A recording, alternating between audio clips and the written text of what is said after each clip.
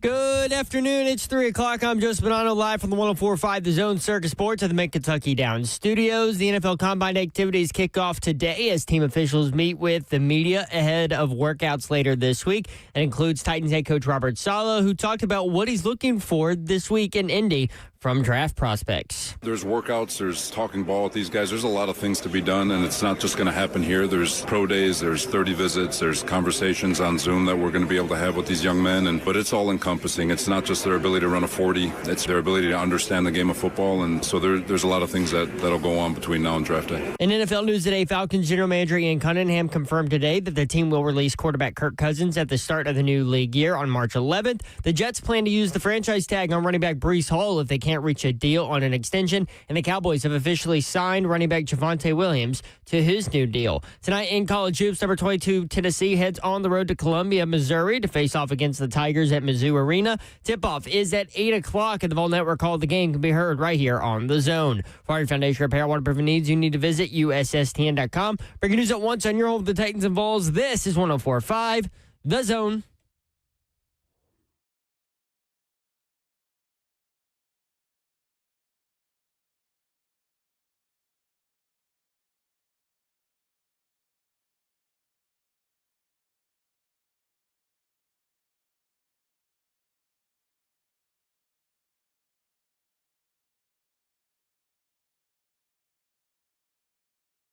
HL 104.5 The Zone. What is today? Tuesday. It's written on my sheet. It's the only way I know. I have no idea what the date is. Oh, yes, I do, because your birthday's tomorrow, and I know it's 2/25. Yes, it is. 2/24 today, February 24th. 2/24. Beautiful day in the Music City. Hope you're having a great Tuesday. Brent Doherty with you, as I mentioned. Don Davenport is here, y'all. I'm in the building. Haha. That was very Slay-like, wasn't it? Yeah, he's trying to get Slay on right now. Slay is in Charlotte, North Carolina. He will be on the SEC Network today. Hello to all you fabulous people in the chat. Yo, chat people. Today is Dawn Davenport's birthday eve, and she's not going to be here tomorrow, so just let her know today. I will be brunching with my 3 best girlfriends. Yeah? How fun is that? That is true. One of them is my best girlfriend. Y'all going to have fun. She was mine first. Yeah, I know. You'll always have that. Tonight in the SEC, Kentucky at South Carolina. Kentucky favored by 6.5, trying to come off, break that 3-game losing streak. 6 o'clock SEC Network. Tennessee, number 22 in the country at Missouri. That line has gone from 4.5 to 2.5. Zeph, does that make you nervous? No. Okay. Thank you, Monty. Dynamite drop in, Monty. Zeffy. Sorry. Although I do think Missouri is a tough team. Especially at home. Tennessee getting that road win at Memorial, I think, does wonders for their just team confidence overall. I'm hoping that carries into tonight, which I think it will, but I think it'll be another close game for Tennessee. Oh, yeah. It's such a grind in the SEC, man. It's hard to predict. Like, I don't bet it. I'm also not going to be worried if they drop it because I understand. Well, that's a good place to be for you, Zeph. I understand where, like, the win at Vanderbilt was good. I would understand if they dropped it coming off that emotional win, back-to-back road games, especially when you got Alabama coming up too. So loser mentality. I didn't say I wanted them to lose. I said I would understand it. Loser mentality. Loser mentality. You can watch us on live YouTube, Facebook Live, Twitter, and Twitch. Twitch, please. Tara W., happiest of happy birthdays. Thank you. I know, y'all are so nice. Trish from Ohio. Hey, Brent, making manicotti and listening to 3HL through my hearing aids. There you go. Hi, Trish. Got the She Bluetooth. called us. I wonder if she was the one that called us and told us about Bluetooth hearing aids? Yes. Yep. Mm-hmm. I love it. Jonathan, happy birthday early, Babs. Those words were in a weird order, but cool. Emmett, happy birthday. Who is Dawn? Vandyman AD, too.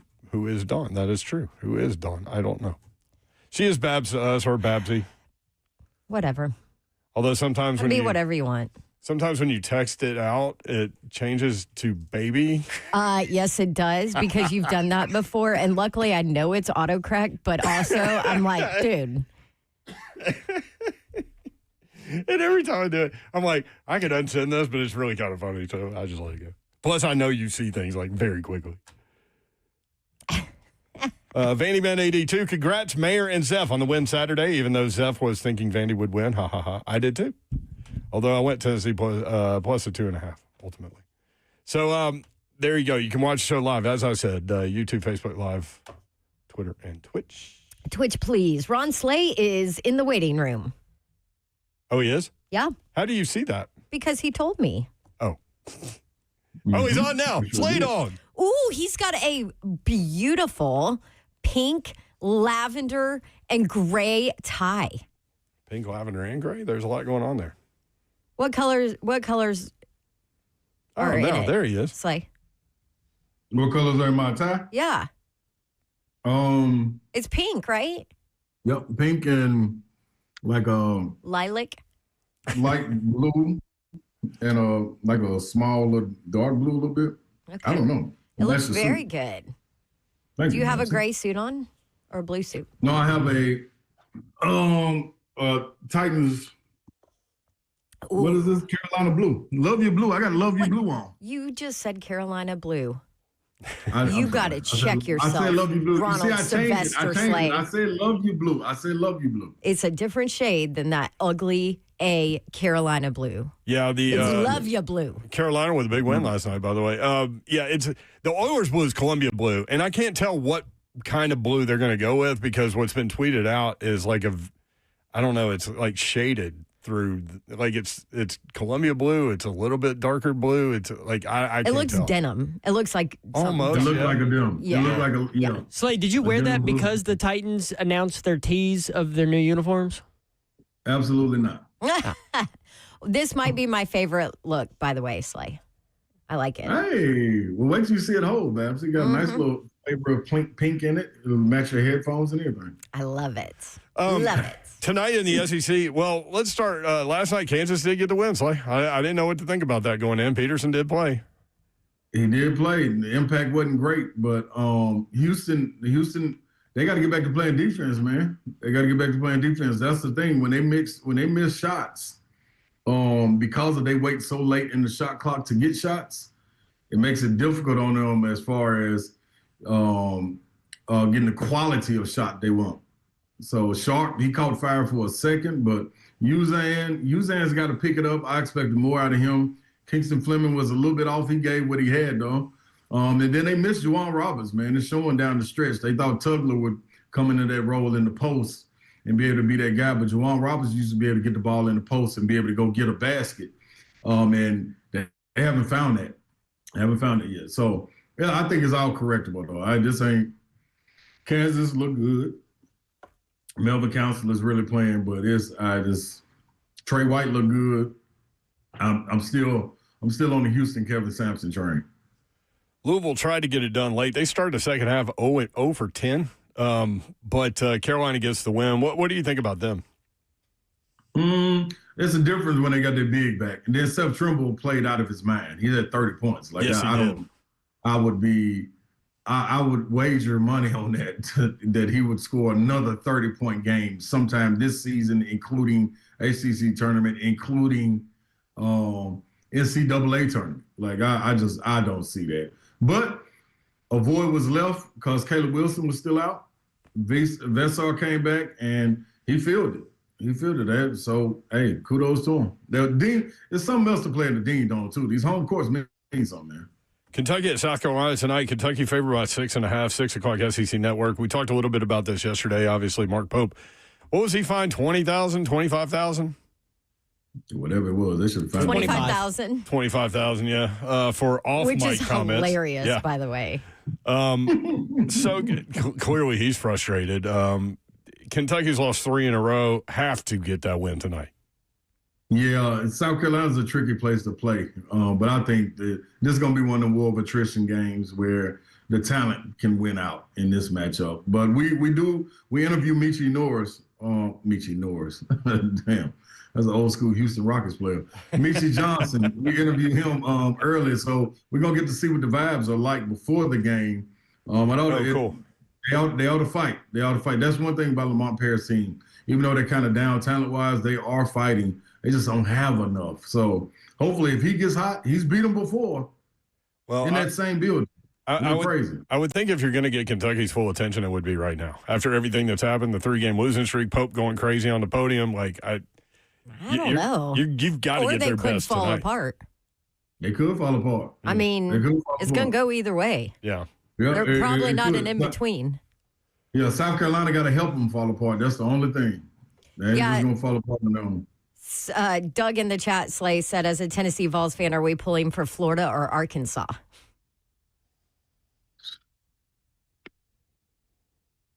That's tough. I'm like, do we still have him, or is he thinking? Here's the thing, Slay. I don't know in that one, man. I just want to see a good game, man. Like, golly, they both going to the tournament. Neither one of them is going to be hurt by the loss, as long as it's not bad. So, I'm here for a good game. We find out who the SEC Player of the Year is coming out of this matchup. Also, Florida has a 2-game lead. That game's Saturday, so there'll be some stuff happen before that Saturday game. Tennessee at Missouri. Tennessee ranked number 22. That line has gone from 4.5 to 3.5, now 2.5. 8 o'clock SEC Network. Obviously, money coming in on Missouri. That's another tough home court for a road team to go in there and win is a tough deal. Yeah, and Missouri is desperate. Like, they got to have this to keep their tournament hopes alive, to not be skating around the bubble. Like, they're in, but this is a great opportunity. They got 2 quad 1 games left, this one being included. And I think they got Arkansas at home to finish up. So they got Mississippi State and somebody else in between that they should be able to get on the road. But the 2 home games are Tennessee and Arkansas. So those are 2 quad 1 games. You can get those 2. Like, it don't even matter if you lose those other 2. Well, it does matter, but these are 2 you need to get. So I think they come out fighting for Coach Gates. I did hear JP Estrella's playing, though, so that's good. Ooh, that is good.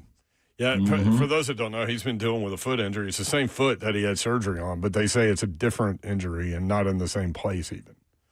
Yeah, they just played a physical matchup. Both did, Missouri and Tennessee. So home confides are welcomed in this one, I'm sure, for Missouri. Auburn coming off the big win against Kentucky. Now they're on the road at Oklahoma. Talk about a desperate team. Oklahoma's in the last 4 right now, the SEC tournament, if it were now. Auburn, a 2.5-point favorite on the road. Can they get that back-to-back win? Man, every time I think that Auburn ain't going to come through, that's when they come through. So for Babs, I'm going to think that they can't come through. That's what us Auburn people think. Yeah. They had lost 5 in a row before that Kentucky win, so now trying to win back-to-back games. Oklahoma tough, though, man. The last time they were home, they shot the ball very, very well. Can they continue to try to put it together to kind of strengthen their resume for the NCAA tournament? Auburn can't let this one slip by. They should be more desperate than Oklahoma is, honestly, because they gotta have it. SEC Network, you're going to find Saleh there tonight. And, man, he's going to be looking sharp. We got a little preview if you're watching online. He looks great. The Columbia Blue.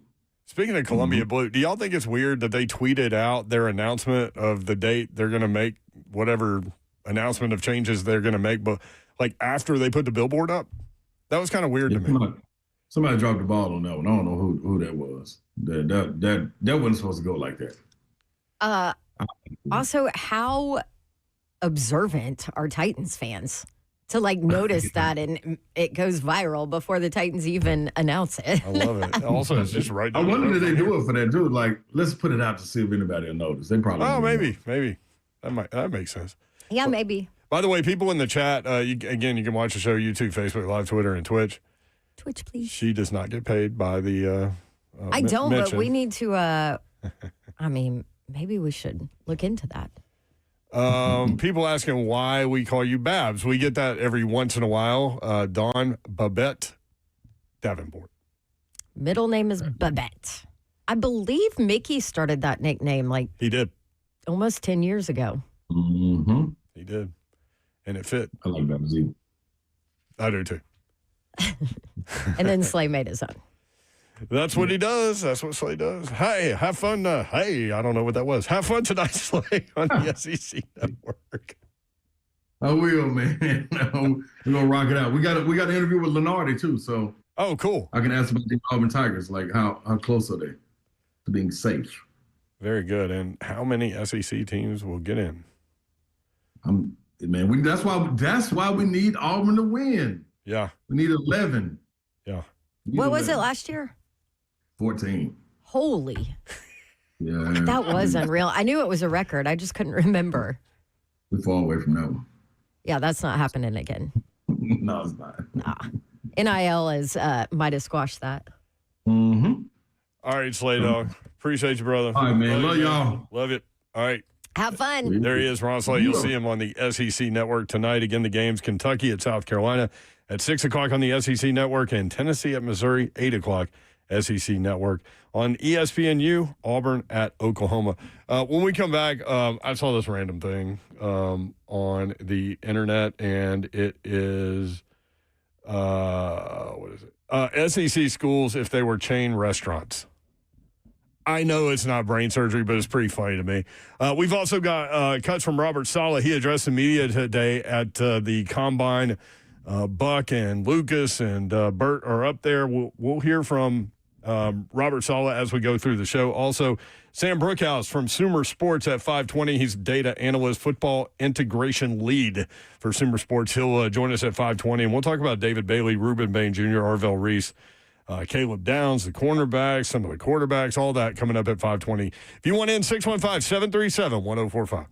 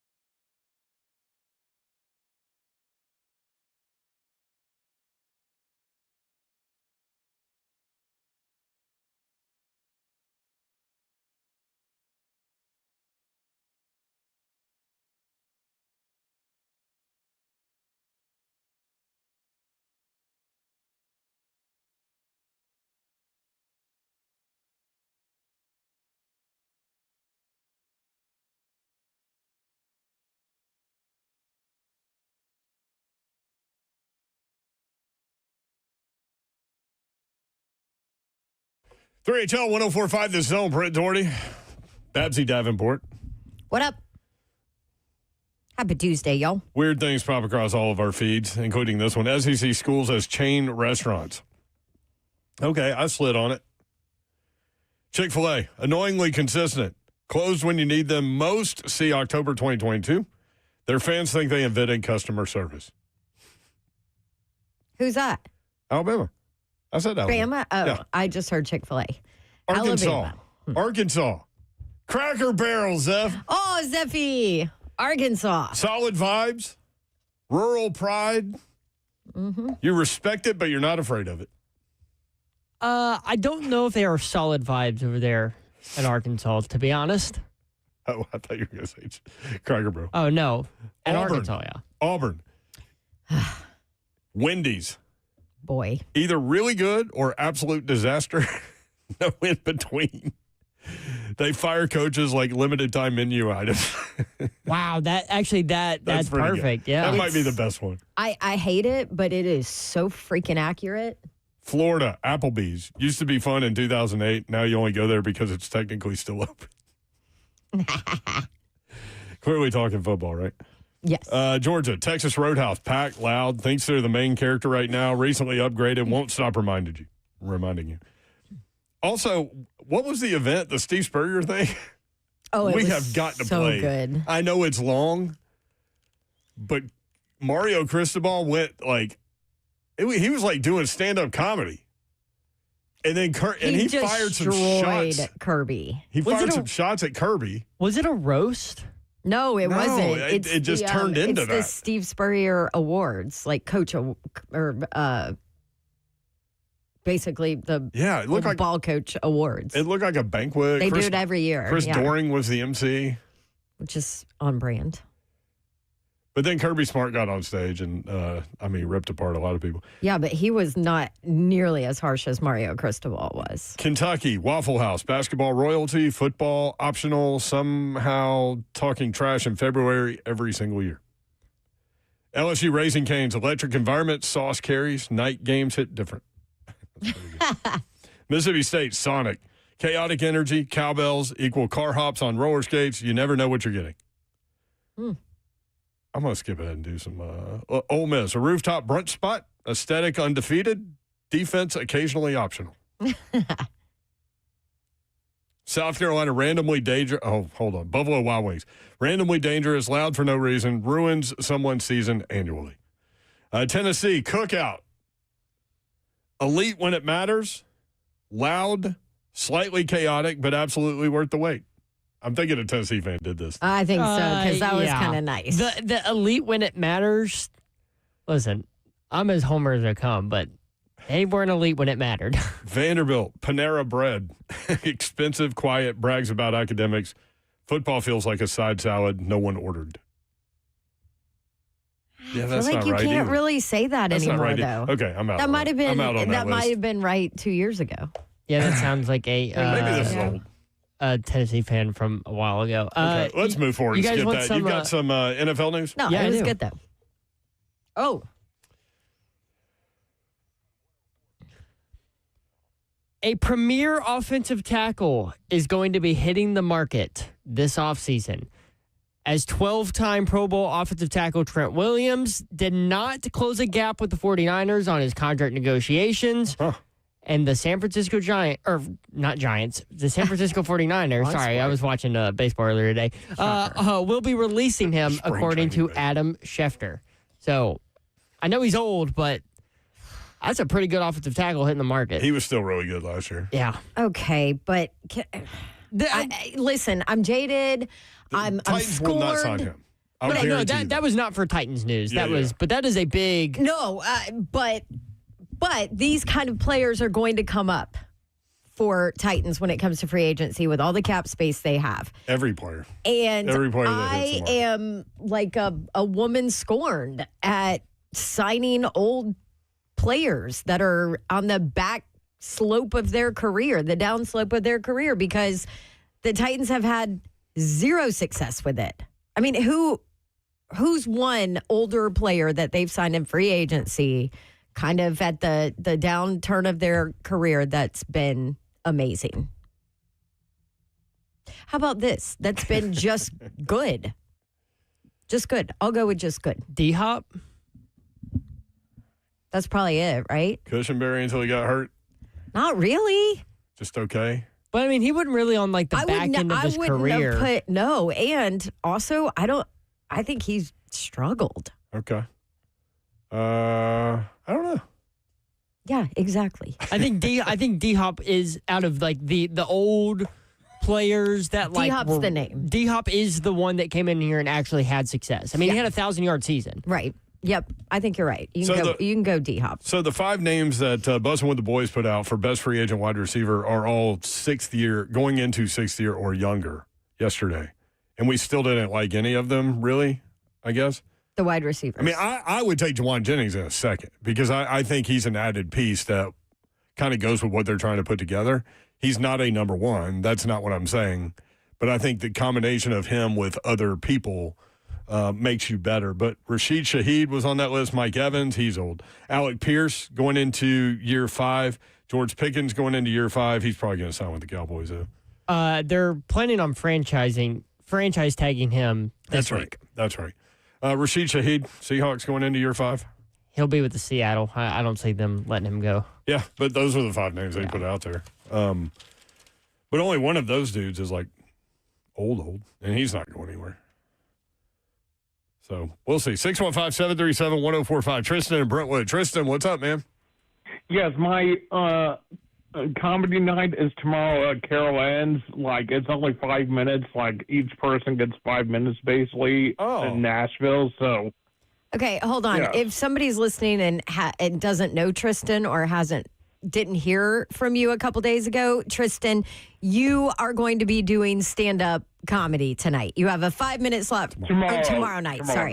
Tomorrow night. And you said you would call us back. If somebody was just randomly listening, they'd be like, what is this guy talking about? So Tristan calls the show and he gives like his Tristan predictions, basically. Yes. But he, as Bab said last week, said, hey, I'm going to do comedy. Tomorrow night, where? Carol Ann's in Nashville. Okay, Carol Ann's in Nashville. You what get time? 5 minutes. Yeah, 9 p.m. 9 p.m.? Yes. Okay. Do you have your 5 minutes of your best material? Do you want to try anything out on us? Not yet. Just to be there. Tristan. Is this the first time you've done it, Tristan? This will be my 3rd time. Okay. How do you feel like it went the first 2 times? Hey, I did it successfully. I got a standing ovation at both places. Awesome. Nice. Okay. Was it terrifying the first time? No, not really, because everybody, let's just say, I won't describe it, but it was R-rated, basically. Is yours R-rated? It's G-rated. Okay. I like it. Yeah. Do you have any predictions? Who's going at 4? Are you still locked in on who did you have? Trade down. That's right. Yes. Okay. All right, Tristan. Well, good luck tomorrow. And if people want to check Tristan out, Carol Ann's, 5 minutes, 9 o'clock. May. Okay. See you, buddy. See you, Tristan. I love that guy. That's got to be terrifying, right? To get on stage and do that. Yeah, because everybody thinks they're funny until you go stand on stage, which is you and a mic with an entire audience looking at you. And what you think is funny might not be delivered the right way to be funny. Oof, you could never, I could never do that. Oh, it's over by I'm also not funny, so. Me neither. It's also, I think the combination of us might, put a smile on somebody's face every once in a while. Yeah, on the radio. Carol Ann's is over by Trevecca, kind of like down toward News 2 on Murfreesboro Pike. Oh, okay. Yeah. So there you go. Good luck. Hey, back to our question about aging players with the Titans. Somebody said DeMarco Murray. Well, that's a long time ago. That's pre-Derrick Henry. Yeah. Because that's when they drafted Derrick Henry. Yeah, but I see what they're saying. Like, that was a success story for an older player. That's probably a fair one, right? Yeah. Yeah. I don't know. That's fair. I just didn't know how y'all were wanting. I don't know how far y'all were wanting. I don't know if I put DeMarco Murray in the same category as like Julio Jones and like Andre Johnson. Like prior Randy to him Moss. being here, you mean? Well, no, I'm saying like when he came in, like he still had some juice in the tank. Like a lot of these older players that they've brought in, like they're past the like when they brought in Adrian Peterson, like yeah, what were but we doing? freaking Randy Moss they brought in, he didn't do crap, and then he goes and plays for another team for 2 more years and was decent. So, I like it when Buck does Titans legend Andre Johnson or whomever. He'll just insert one of those. He'll do it for like a guy who was here for like 6 months. That's what I mean. Yeah, he does it for all of them. And there's so, like it was a good little bit because you could do it for 8 million people that came through here. They should have a little room. They all go party in, like in the summer. the former Titans party. Do a cruise, like Nate Bargatze. By the way, I saw a picture of him. Nate?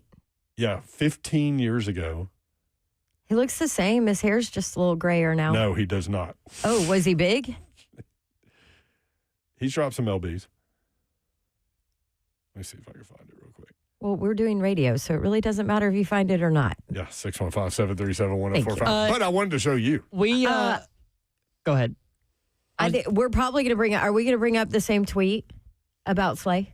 I was not, but you can. I was going to say I have the Mario Cristobal thing if we wanted to play it. Oh, yes. By the way, I just heard our guy, Zach Pillar, was there at that event.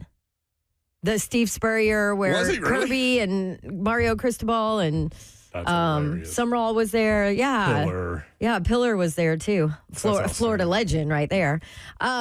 Okay, so Kevin Connors tweeted this. We're switching back to basketball. Sorry. If you haven't listened to 3HL, this is how we roll. Yeah. We're just all over the show. Yeah. What do you call it? Organized chaos or something? Yes. Yeah. Those words don't go together. Kevin Connors. They do. Yeah. ESPN's Kevin Connors tweeted this morning. Doing my notes for a great night of college basketball on ESPN tonight, and I came across this. Vols hoop star Jacoby Gillespie has scored 10-plus points in 26 consecutive games. That's the second longest streak by a Vols player over the last 30 seasons. Guess who he's behind? Who? Our guy, Ronald Sylvester Saleh, who had a 29-game streak spanning the 02-03 season.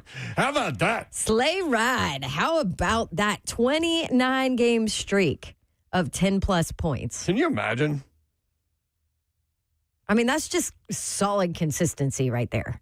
Was 02-03 the year he won SEC Player of the Year? Yes. Okay. He was 03 was when the award was given. So, yeah. Okay.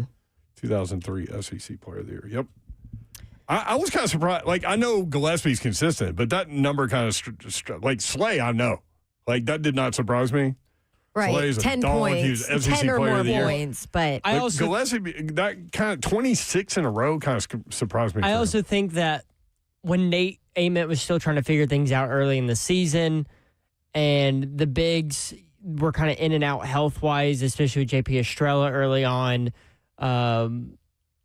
Bishop Boswell hadn't really like grown into an offensive guy for them. Jacoby was their scorer, like almost on every play. And so I could definitely see why, as early in the season, why. But later in the season, now with Nate Ament and some other guys just taking flight, surprised he's kept that streak up. Good for him. 615-737-1045, Tennessee at Missouri tonight. I don't feel good about this one either. But I thought Vanderbilt was going to beat Tennessee. I don't know what to think about tonight's game at Missouri. Missouri's one of those weird places to play. Tennessee's coming off an emotional game already. Right. They won 8 out of 9. Like, you're bound to get one. You know what I mean? Like, the SEC is just such a grind. You got like I said, you got Alabama coming up on Saturday, which is a big game at They're home. already advertising the blackout. I think it was an orange out. Oh. I think it's an orange out. I thought it was blackout. I'm sure you're right. Because they did the I'm going to lean in on you. Because they did the blackout earlier in the season. Gotcha. Orange out then. Sounds good. Some kind of color out. We're getting toward the end of the year. This is a fun time of year for college basketball, man. When you get the mid-major conferences with their tournaments going, and there's such finality involved in those deals, right? Like, you get conference champions that have so much pressure to win their tournament. And then you have teams, I don't know, like Lipscomb's 4 games out in the ASUN last time I looked. What if they won it? You know what I mean? So fun time of year. 615-737-1045. When we come back, Robert Saleh addressing media today at the Combine. We'll start in with him next. 3HL 1045, The Zone.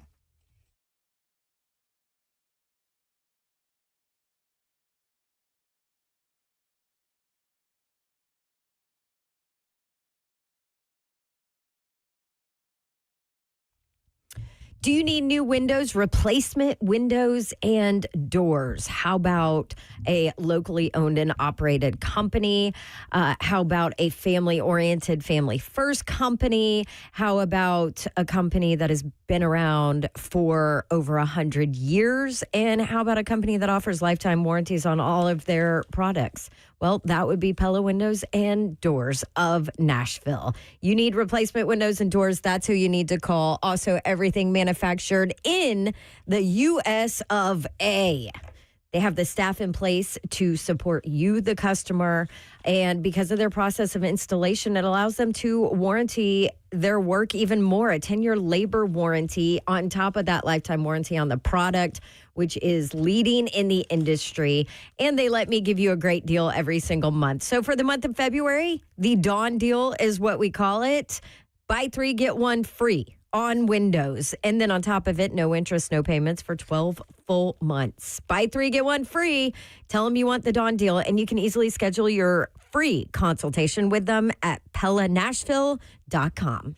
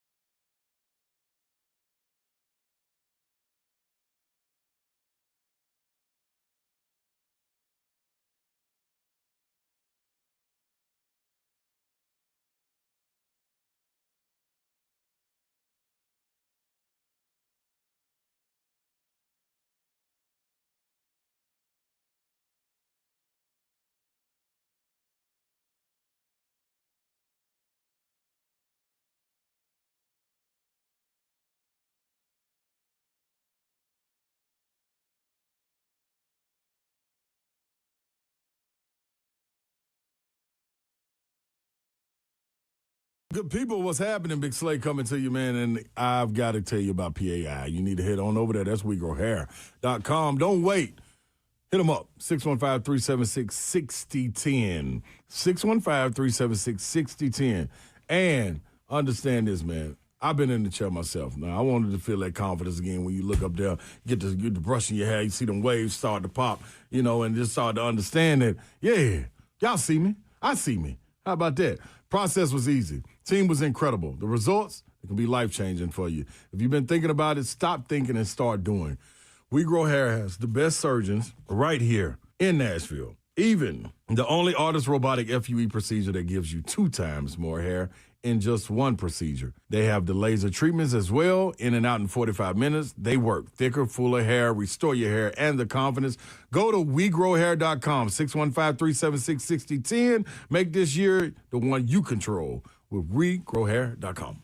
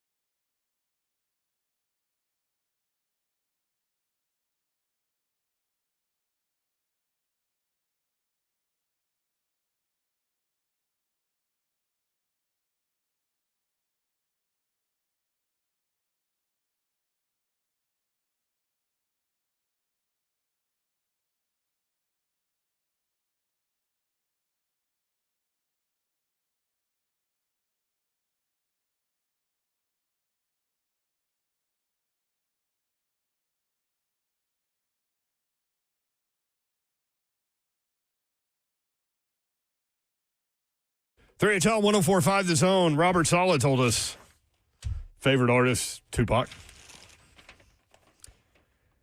Gained a lot of respect for him on that one. Yeah, keeping it in the Bald family, too. Yeah. Executive producer of 3HL is Zeph. What up? Hi, Zeffy. That was so sweet, Dawn. Coming up a little bit later, Mel Kiper went through his first mock draft top 10. Might surprise you with the order of some of these guys. And who Surprised me. he has the Titans taken, which will lead us into what did Greg Cosell think about that guy? What did Mike Detillier think about that guy? Where's Reuben Bain on this list? Is he at 4? Where's David Bailey on this list? Is he at 4? We'll do that at 4 o'clock. Stay tuned. Robert Saleh met with the media today at the Combine. He offered his thoughts on Mike Borgonzi after working alongside him for a little bit. Relentless worker. I joked with him the other day. He's had those guys in 7 days a week, about 12 hours a day. So it's like, even a coach takes Friday night and takes the wife out once in a while. So he's relentless in that regard. Okay. Relentless at everything. There you go. Robert Saleh talking about the Titans' strategy to improve the roster. In any situation, you're always going to try to improve the roster, and you're always going to evaluate everything that you do. And so as far as what we're going to attack, we'll keep that in-house. But there's never going to be a situation where we're not trying to improve in any facet of football. I mean, yeah, that all makes sense. Robert Saleh talking about what he can learn from prospects at the Combine. There's workouts, there's talking ball with these guys. There's a lot of things to be done, and it's not just going to happen here. There's pro days, there's 30 visits, there's conversations on Zoom that we're going to be able to have with these young men, and but it's all encompassing. It's not just their ability to run a 40. It's their ability to understand the game of football, and so there's a lot of things that'll go on between now and draft day. It is interesting to see how everybody values and like what percentage of the value is the measurables that you get at the Combine, the tape, because you hear football people all the time say, eye in the sky don't lie. Like, that's the main thing. Right. So when you see, the other thing that we hear from these guys is you see these, boards changing and all that ultimately the board's been in the box for a minute. Like, and it takes a lot to change it. But, things like this week will happen. They don't hit the field till Thursday, though. So a lot of team interviews, things like that. Robert Saleh talking about his defensive coordinator, Gus Bradley. Well, a lot of people know this already. Gus is like a second dad to me. He's had such an amazing impact on my life. And not to mention, he is in my opinion, one of the better D coordinators in all of football. And so to be able to have him on staff, especially through this cycle where there was a lot of competition for his services, is a blessing for all of us. So I think that's going to be cool. Like, the staff that he's put together is impressive. And that's like, Babs, the main thing, like big picture that I came away from San Francisco with, talking with all of the people around the league that cover it, that are in it, all that stuff, was everyone pretty consistently saying, man, what a job putting that staff together. With all the head coaching experience and people he can lean on, that was a great job. And then hearing from coordinators in their press conferences, I mean, the confidence stood out. Yeah. I mean, you can tell they've been in these positions before, right? Totally agree. Answering questions, all of that. I love this staff. I mean, now let's see what they're able to do and how the roster is going to be rebuilt and all of that. But yeah. I love is this weird to say, the aura of this staff? Yeah, and on paper, like they did what we all thought they needed to do, right? With like all of the spinning plates and the chaos, unorganized chaos going on. Like, there needed to be that level of guy in the building, right? Like guys that have been there, done that, guys that know how to handle especially these crazy that OC situations. Position, which we talked about numerous times leading up to them announcing that hire. Keeping Bones Fossil was huge. Yep. Getting Brian Daboll was huge. It's huge. That's the one. Like, talking to all the people at Radio Road, that's the one. People were surprised, and people to a man and a woman were like, that was an incredible hire. Mm-hmm. Like, getting him. Because we didn't find out till later, right, that he was helping the Eagles down the stretch last year? Brian Dable? I think it was the Eagles, yeah. Yeah, because it was his former quarterback at Alabama. He was at Alabama when what's his name? Jalen Hurts. There you go, Jalen Hurts. Long day. Will Anderson in the chat put, what happens when adversity and disagreement hits? All alpha dogs wanting their opinion to be gospel. The interesting part about that is Dable, at least specifically, was asked questions like that. And the way that he answered it makes me think that they have a solid enough relationship and are mature enough and all of that to handle disagreement. And at the end of the day, Robert Saleh wins out, right? It's his decision that's going to go. He put the solid in Saleh. Yeah. Well, when they did the coordinator... But I liked how Dable responded to questions like that. When they did the coordinator press conferences, both coordinators were asked that question too. Mm-hmm. And I don't remember specifically what they said, but I remember coming away from it thinking, okay, like this is something that was discussed before they've had things were finalized. That's the other thing. I felt like they had numerous conversations about it. When the relationship goes back as far as it does with some of these dudes, then I think that's helpful. It's a little easier to communicate. 615-737-1045 at 3HL1045 on X. We've got more from Saleh coming up. Stay tuned. In fact, we'll do a little bit more probably in this segment. If you want to watch the show live, YouTube, Facebook Live, Twitter, and Twitch. Twitch, please. I found Daboll, one of the responses Daboll had when asked about working on a staff with all this experience and helping, how that's going to help Saleh and how he specifically can help Saleh after being in a head coach position. And this is what he had to say. Yeah, well, I would say this. I have a tremendous amount of respect for the job that Robert has to do from being in that. I'm very happy to be where I'm at right now and to be part of this football team as the offensive coordinator. I'm always going to be here for Robert, the rest of the staff. But, that's a hard chair to sit in, and having some experience sitting in it will help me relative to being the best teammate I can be for this staff. And this is the place I want to be. I'm excited to be here. I look forward to working with this young nucleus, working with Robert, and doing the best job I can do as the offensive coordinator. I love that you found that. I have respect for the position that he is in. And I've basically been there and done that. And I wouldn't I'm great that I'm not in it right now. That and, I'm good with someone not bulldozing me. I know what that's like. That's kind of what I took. So I know my place, and that's where I'm going to be. It also, let's be honest, it helps Dable tremendously, too, that Robert Saleh is going to call the defensive plays. He knows, for the most part, he's not going to be all up in his business, affecting what he's doing as the offensive coordinator.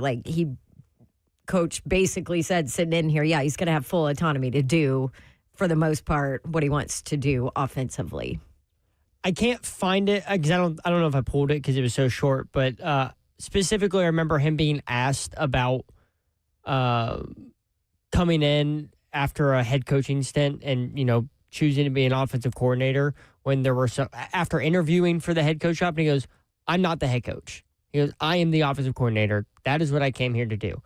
That's what I got hired to do, to be the OC. I'm not the head coach. And he made sure to reiterate that his job is the offensive side of the ball only. And he understands that, and he understands what his position is. And I'm sure he's thinking about the future too, maybe a little bit in the back of his mind, but he seems pretty clear to grasp where he stands on that coaching staff, and I think he's okay with it. 615-737-1045. When we come back, we'll give you the Mel Kiper top 10. We'll tell you who he has going number 4 to the Titans right now. It might surprise you. We also will offer up Greg Cosell's take on that player, Mike Detillier's take on that player. Real quick, and I'll spend a little more time with this with Babsy a little bit later, but looking at Joe Lunardi, we were talking with Saleh about that. They're going to interview him on the SEC Network tonight. His current bracketology, top 4 seeds are Duke, Michigan, UConn, and Arizona. He's got Belmont as a 12. He's got Austin Peay as a 14. So if Belmont wins the Missouri Valley Conference tournament as a 12 seed, that's that 5-12 matchup. Look out. Yeah. They could get one. So we'll see.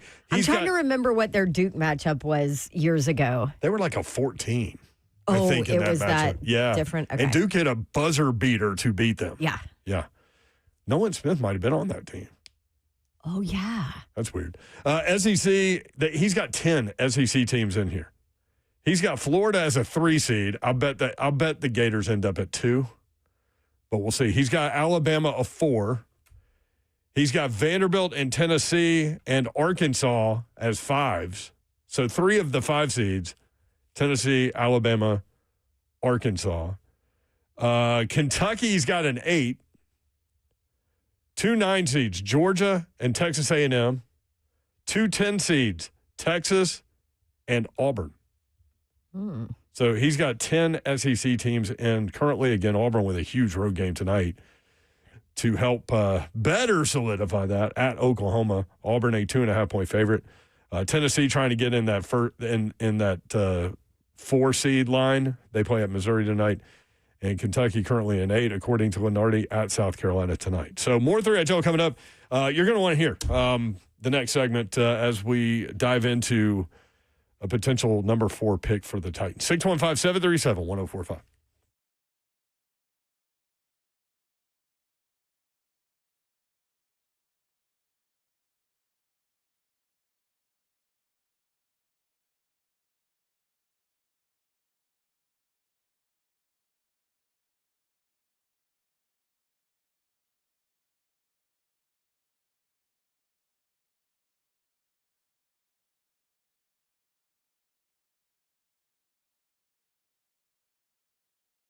Get on your health right now, guys and ladies. This is the opportunity that you've been waiting on. You need to head over to Synergix and Low T Center.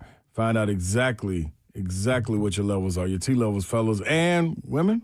Hormone tests normally it's $2.99, but you can get on there right now for $99. Since it's the beginning of the year, you can jump on it. And the weight loss consultation, that right there, that's free. You can walk in or book an appointment at getmyhealthfix.com. And understand, just like you guys out there, fellas, T levels, once you hit the age about 40, things start to kind of taper off a little bit. You need to be able to stay on top of those. You're feeling tired at times. You're feeling like your energy not where it's supposed to be. You can't get up and go. Can't last as long in whatever way you may be thinking. Well, they got an opportunity for you to get back and get right. Testosterone replacement therapy at Synergix and Low T Center. Get in there, and I promise you, you will satisfy yourself. You walk past that mirror, you're like, yes, that's me. You're feeling better. Feet hit the ground, you're ready to roll. All you got to do is go to Synergix and Low T Center.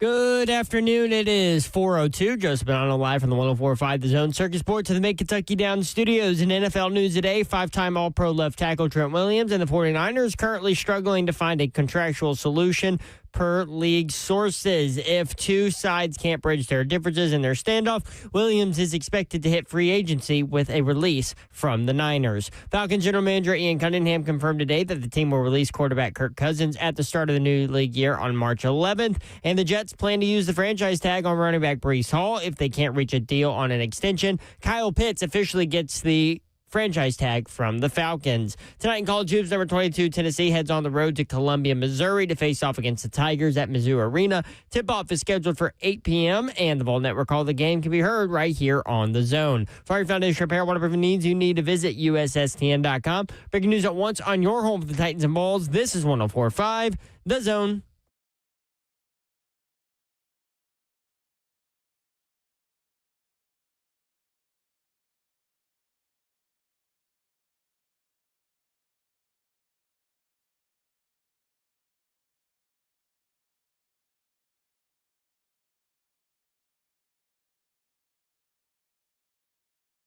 Tell 104.5 The Zone. Brent Doherty with you on a beautiful day in the Music City. Hope you're having a great Tuesday.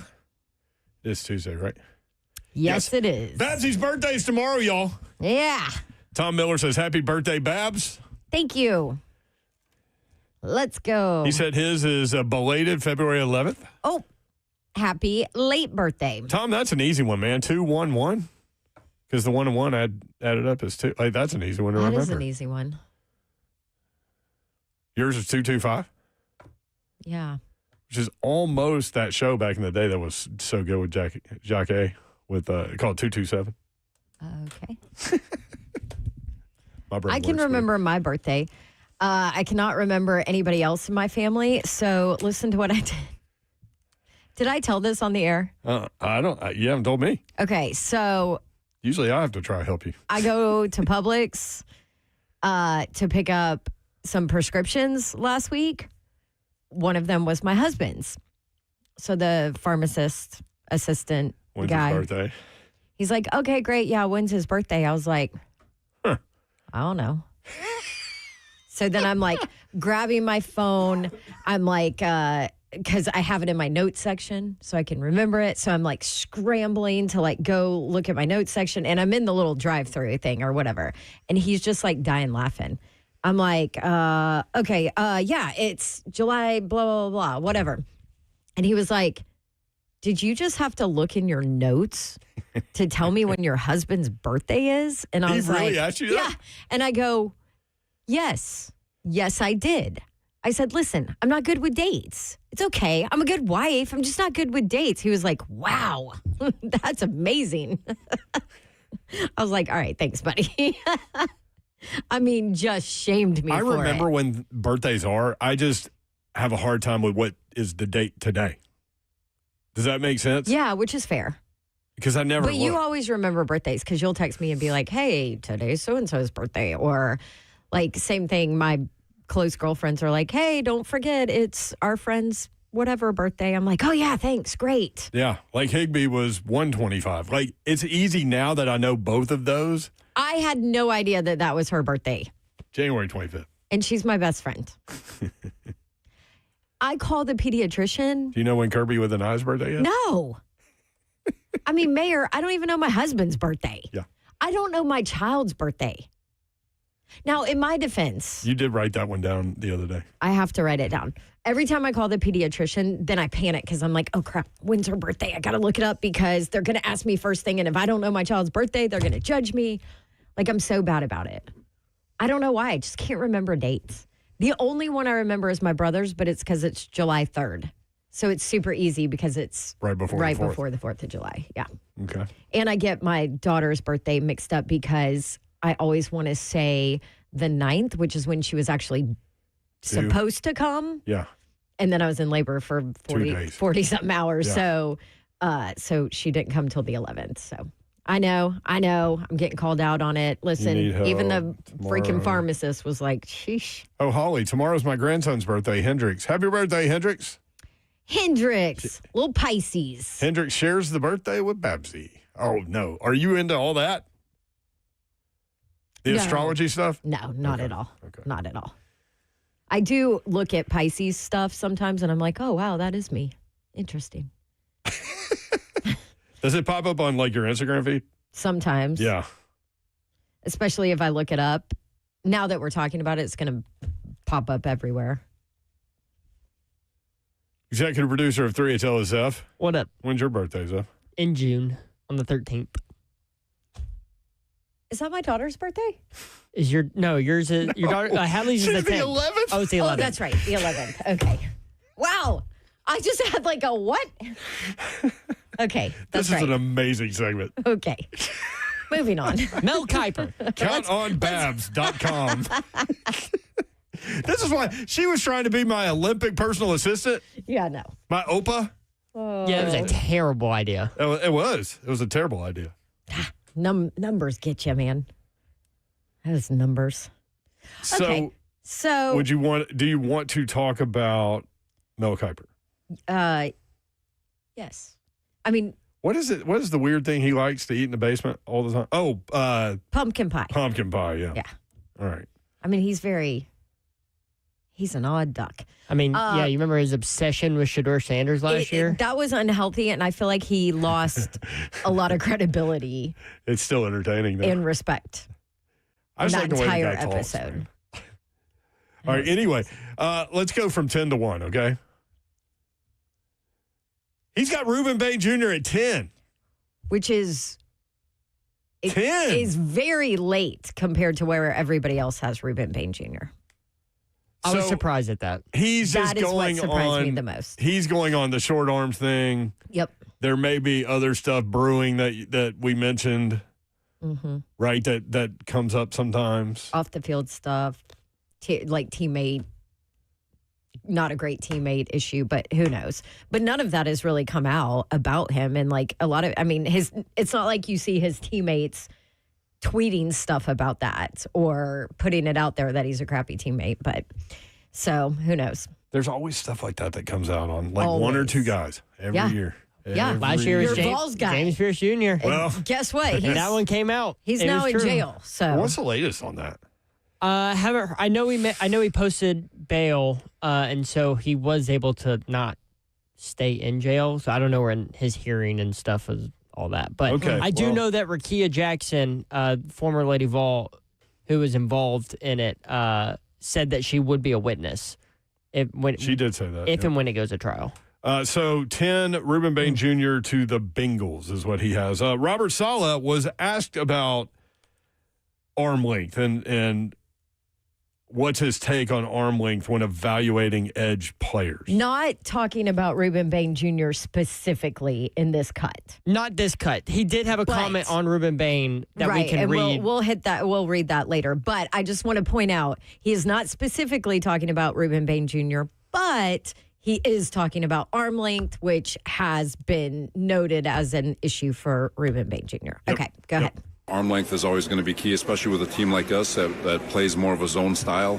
Those long arms close up passing windows and do all the different things that we ask them to do. But so it's really every position. Arm length is always a big deal. Arm length is a big deal.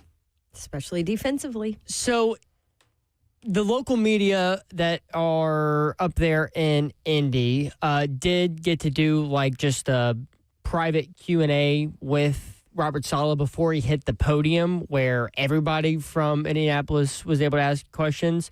And so he was asked about Reuben Bain specifically, and this is what he had to say. With a young man like Bain, I don't know if his testing has come in yet, but his tape is undeniable. You know, he's an unbelievable football player. He plays with great violence. His football IQ is off the charts. So you trust that a guy like him and his makeup is going to translate the way it needs to? All in on what he just said. Agree with everything.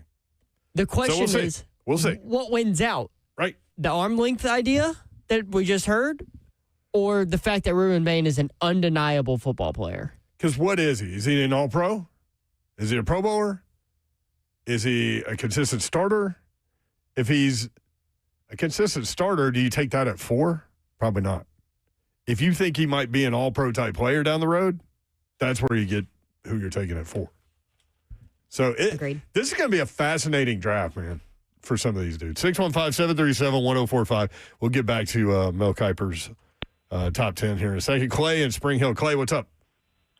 Hey, I just was getting in the truck leaving work, and I heard tomorrow was Dawn's birthday, and today is my birthday, so I just wanted to wish her a happy birthday. Hey, Happy fellow birthday, Clay. Pisces. Thank Happy you, I birthday, appreciate it. Clay. Are you doing anything fun for your birthday? I think I'm just going home. My wife has baked me a carrot cake for tonight, so I think we're going to have some supper, have some cake. It's going to be a good night. That is the way to go. Well, happy birthday. Love Thank it. you. Thank you, Clay. Shout out to your wife, too, for remembering it. Carrot cake, huh? That's what you go with. Clearly, it's his favorite. All right, Clay. There you go. His mama call him Clay. Number 9. If this happens, I'm going to have to change what I think about Kansas City moving forward. Jeremiah Love, running back, Notre Dame, 9 to the Kansas City Chiefs. Ooh. Give Mahomes that. I'm telling y'all, man, Jeremiah Can he Love. not go to the AFC? Right. He is going to be a stud Yeah. in the NFL. It's just hard. He doesn't have to come off the field. Also, that position, though, I mean, know. that position is so devalued nowadays. But then again, if you can't run the ball, you can't throw the ball. I think he's special, though, because he can catch it out of the backfield. Yeah, he can do a lot. He's not coming off the field. Number 8, Mel Kiper has going to the Saints, Mekhi Lemon, wide receiver. USC, right? Yeah. I like him. No, Texas Tech, sorry. No. No. No, USC. USC. Yeah, USC. Yeah. Yep. I'm kind of surprised he's in the top 10. I don't know. People You are? talking to people little at bit. Radio Row. A lot of people have Mekhi Lemon as their Yeah. number one guy. I just Yeah. think At wide receiver. size-wise, He's not on this list, but a lot of people do. size-wise is I think what people look at with him. He's now I know in the NFL wide receivers come in all shapes and sizes now, but for a top 10 pick, you figured a guy with a little bit more size gets up in there. 7 to the Washington football team.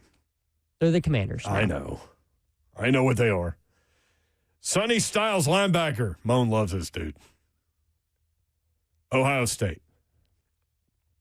Number 6, the first wide receiver taken. Going to the Cleveland Browns, Carnell Tate, Ohio State. Okay. Number 5, to the New York Giants. From Utah, offensive tackle Spencer Fano. We'll do the top 4 when we come back. 615-737-1045. Teaser.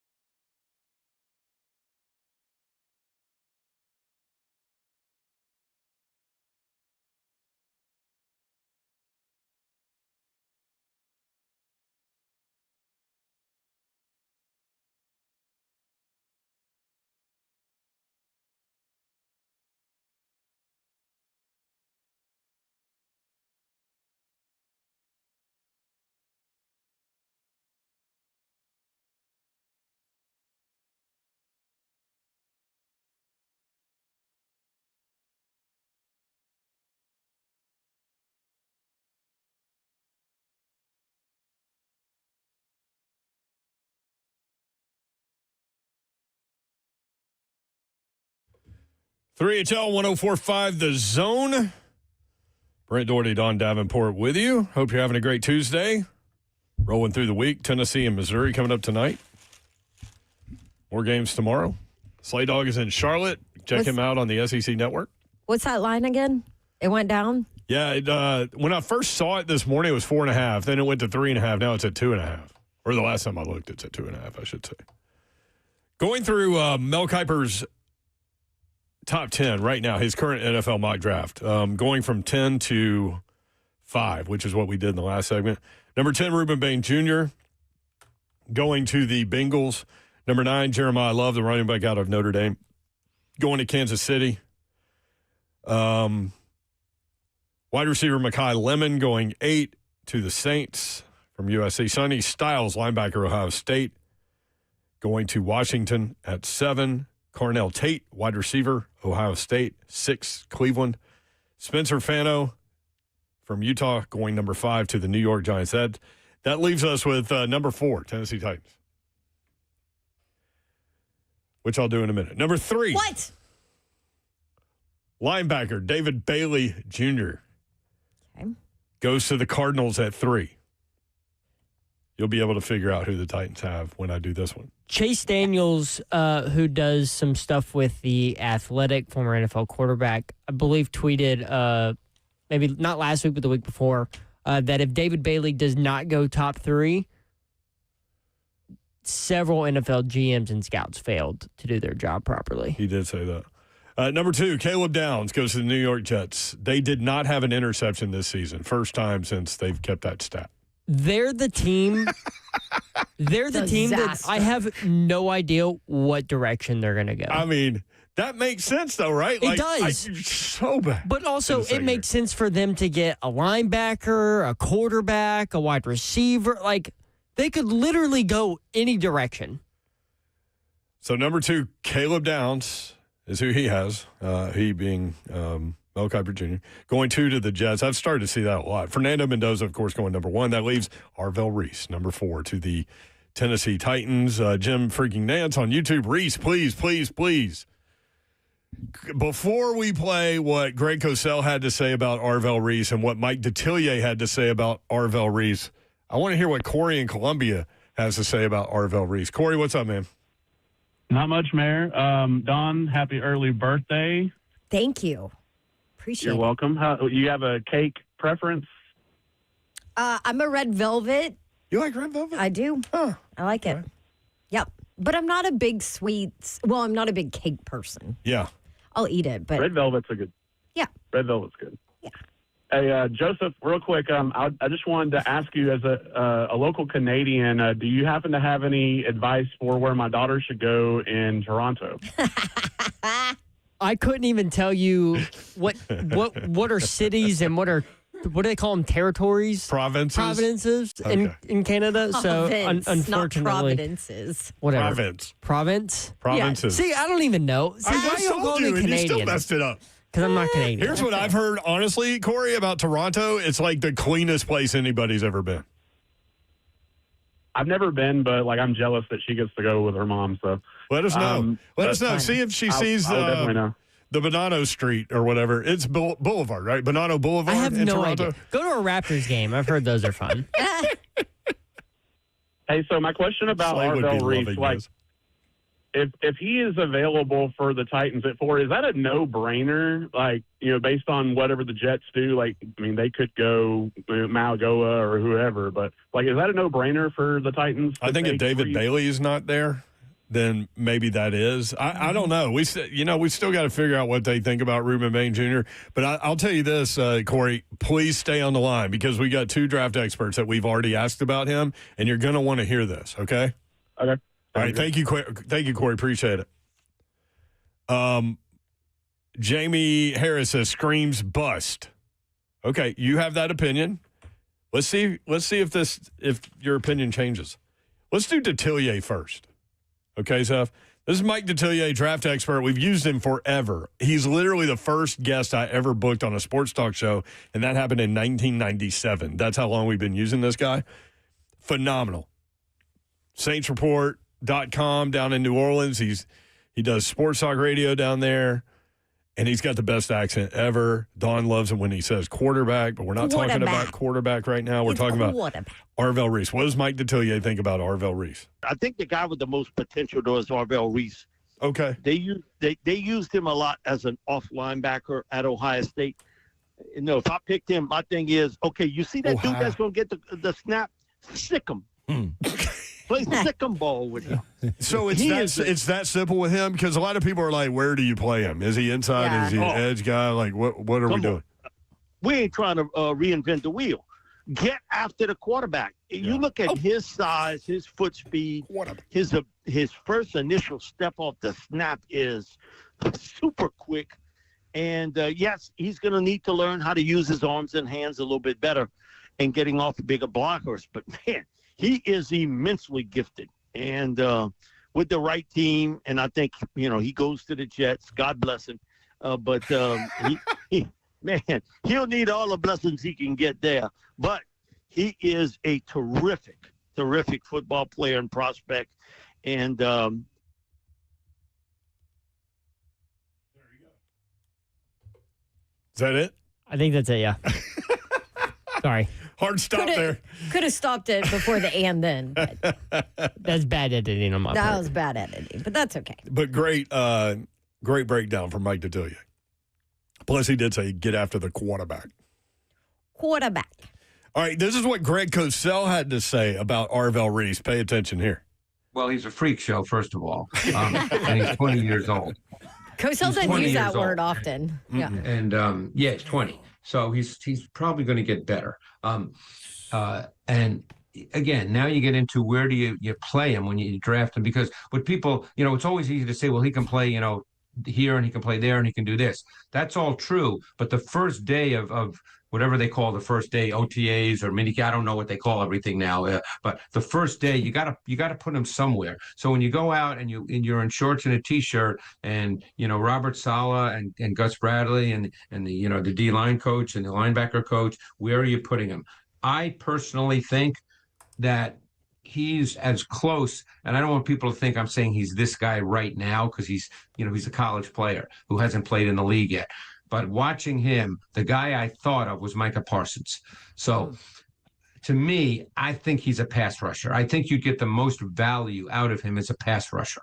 So I would line him up as an edge player. And he has the ability, certainly on third down, and then to move him around just like the Cowboys and the Packers did with Micah Parsons. But I see him as that style of player. So that's what I would do.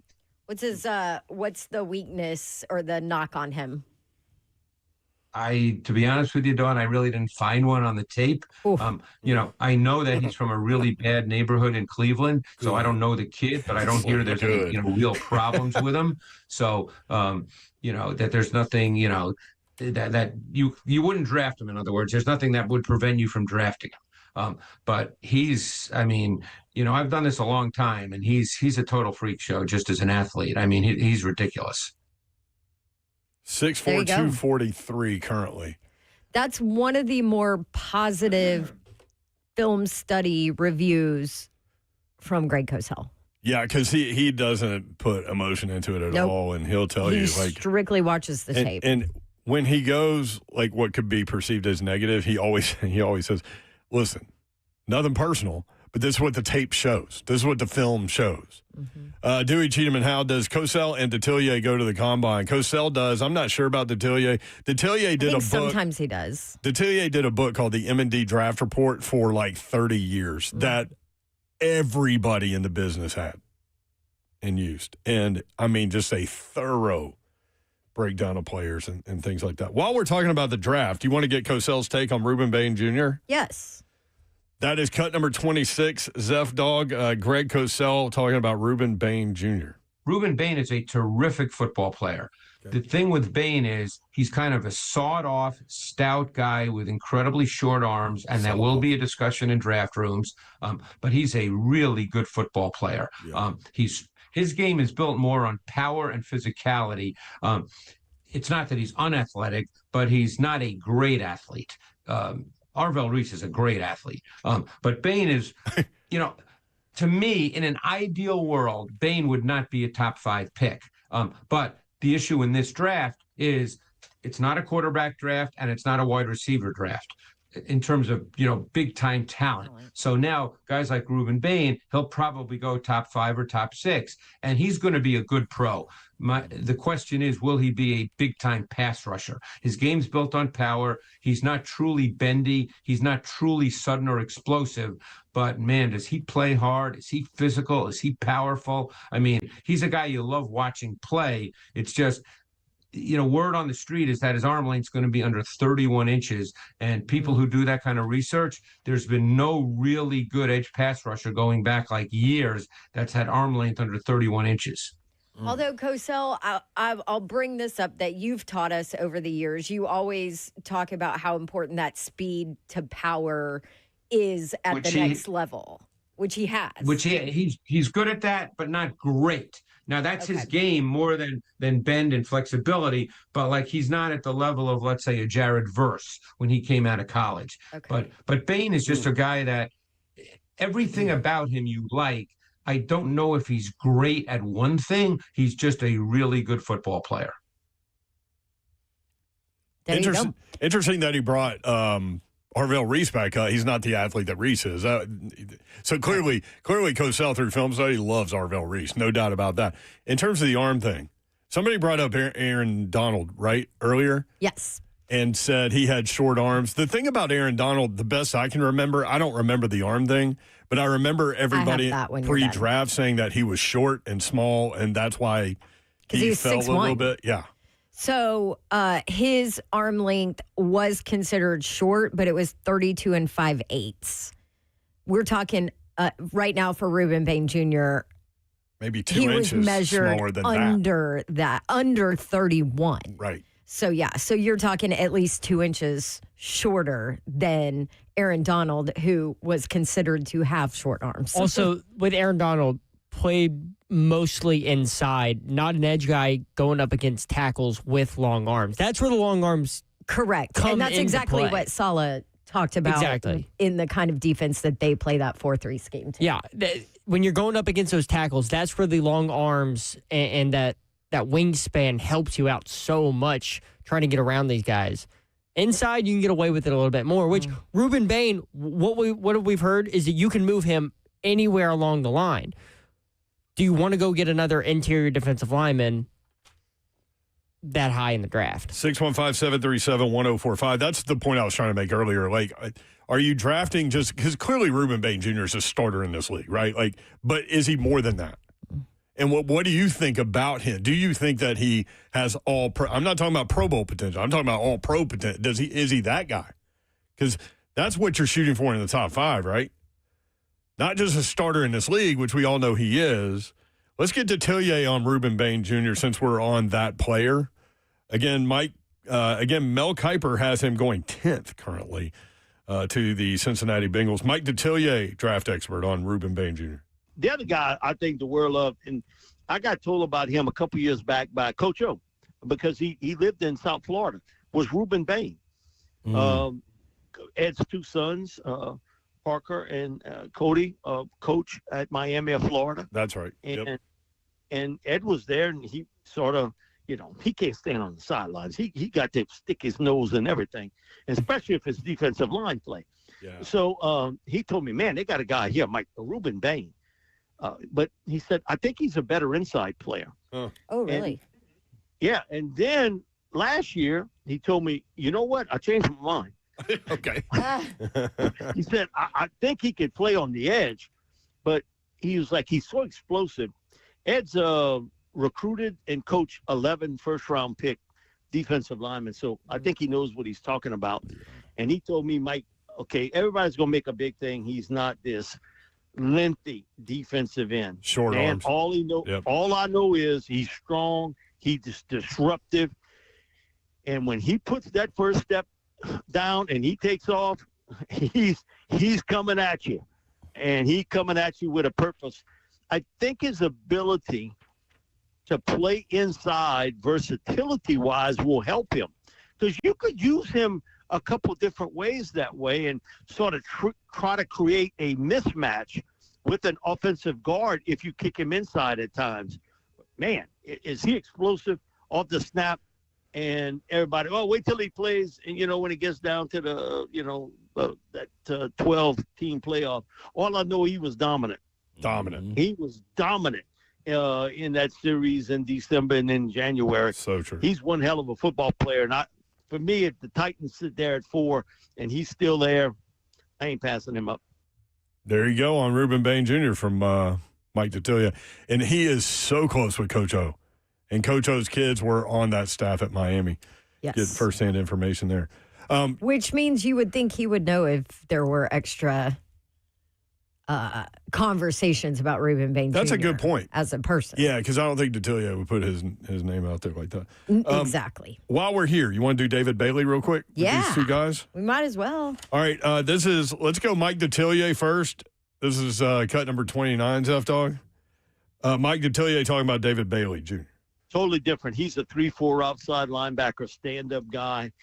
The one thing noticing with him, and I'm not sure who he has worked with, but his group setting and mismatching of moves and counter moves are really good for a college player.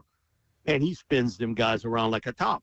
It's amazing to watch him with his hand usage, his ability to give you a couple of really hard outside moves, and then he kind of divvies up on you, and he cuts it hard inside, straight right to the quarterback. His closing speed is outstanding for an edge linebacker who's 245. His negative is going to be, I think, in his zest to get to the quarterback sometimes. You can run the football right at him. Yeah. I think that in the NFL, once you get a little hold of him, I think you'll see, come on, sometimes you got to hold your water a little bit. But I think he's a pick anywhere from 4 to 7 in round 1. I think he goes in that range of where the Titans would pick. Yeah. It just depends on what they're looking for. If they're looking for a 3-4 outside linebacker, and my thing with David is going to be this, I would never line him up predominantly left or right. I'd move him around like the queen piece in chess. Every game I'd move him around, and I'd find me a mismatch that I can get him inside. But his instincts are really good. And again, you go to Stanford. Come on, you're not getting into Stanford with no expired driver's license. He's a smart guy. But whoever worked with him, did a great job with moves, counter moves. So, listening to him describe his strength at skill set, it seems like it's not how the Titans would want to use him. So solid base is 4-3. Mm-hmm. Okay. The Titans have been a base 3-4.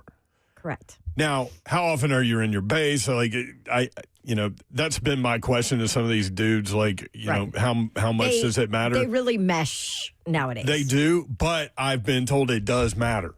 There is a difference. Okay. So if he's a 3-4 stand-up maybe linebacker. Less in college, right? Yeah, but if he's a 3-4 stand-up linebacker, do the Titans think they don't have a system for him?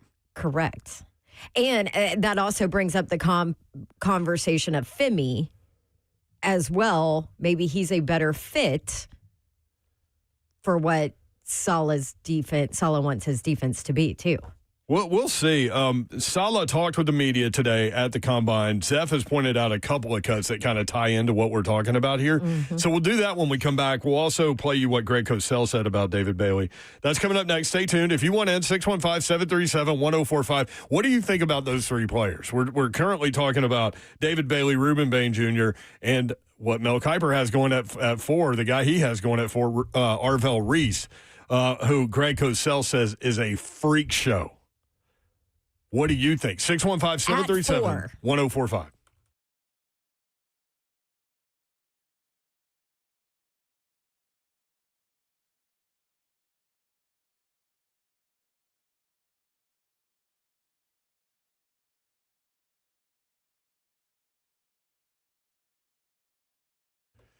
I'll tell you about my friends at Brentwood Jewelry. Talked with Brandon Amamali today about something that we're working with him on with regard to a charity thing. And they're always kind with regard to anything we need, which means they're very kind with anything that you need.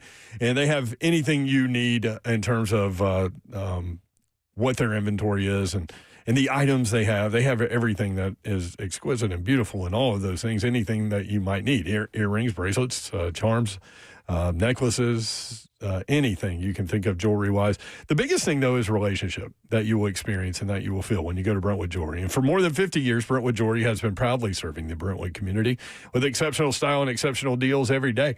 As a family-owned and operated business spanning 3 generations, they are deeply rooted within this community. From Salem service and special forces to his sons serving as local firefighters, the Amamali family is dedicated to giving back.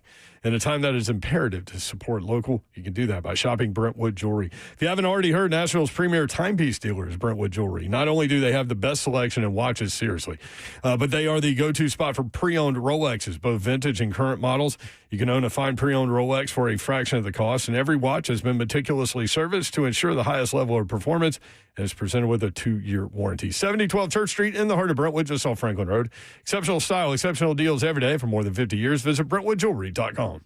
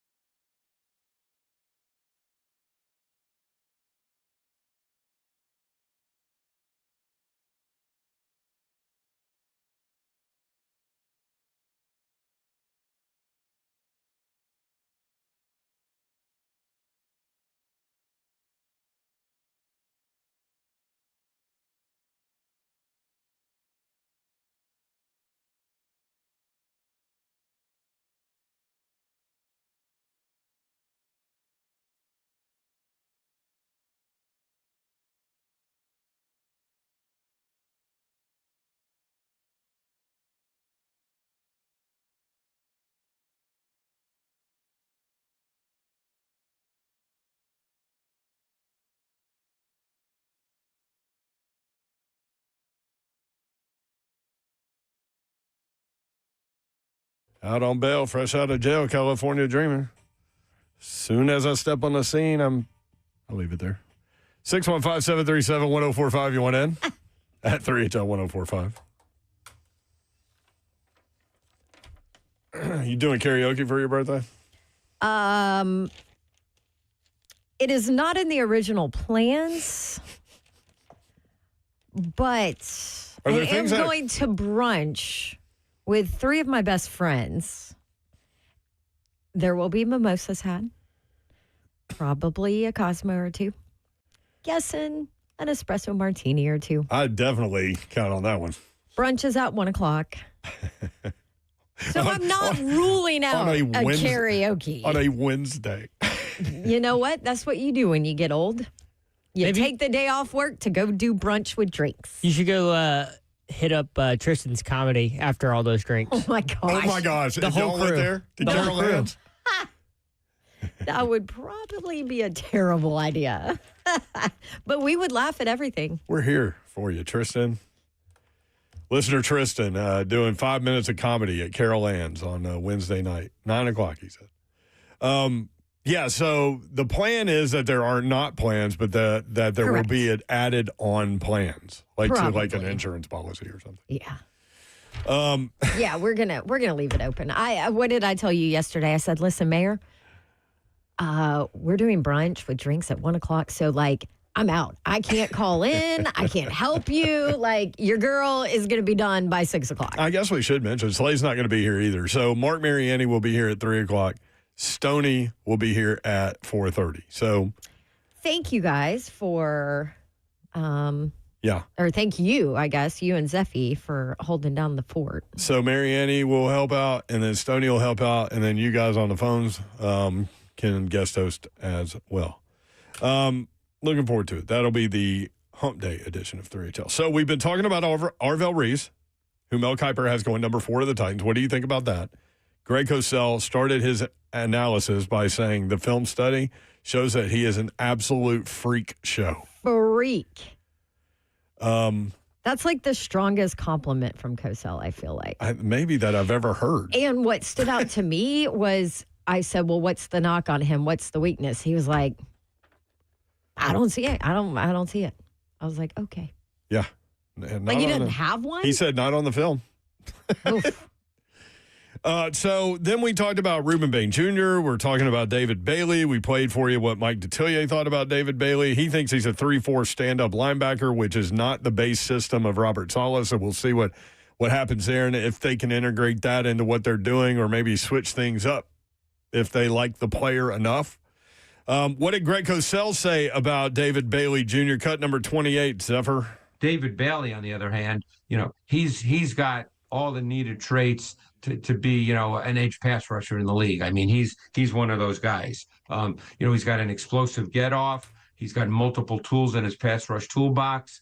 I mean, he's got sudden burst off the ball. He's a quicker, more explosive athlete than Bain, just not as good a player as Bain. But as a pure pass rusher, at this moment in time, he'd be better than Bain as a pure pass rusher. But Bain's a better overall player.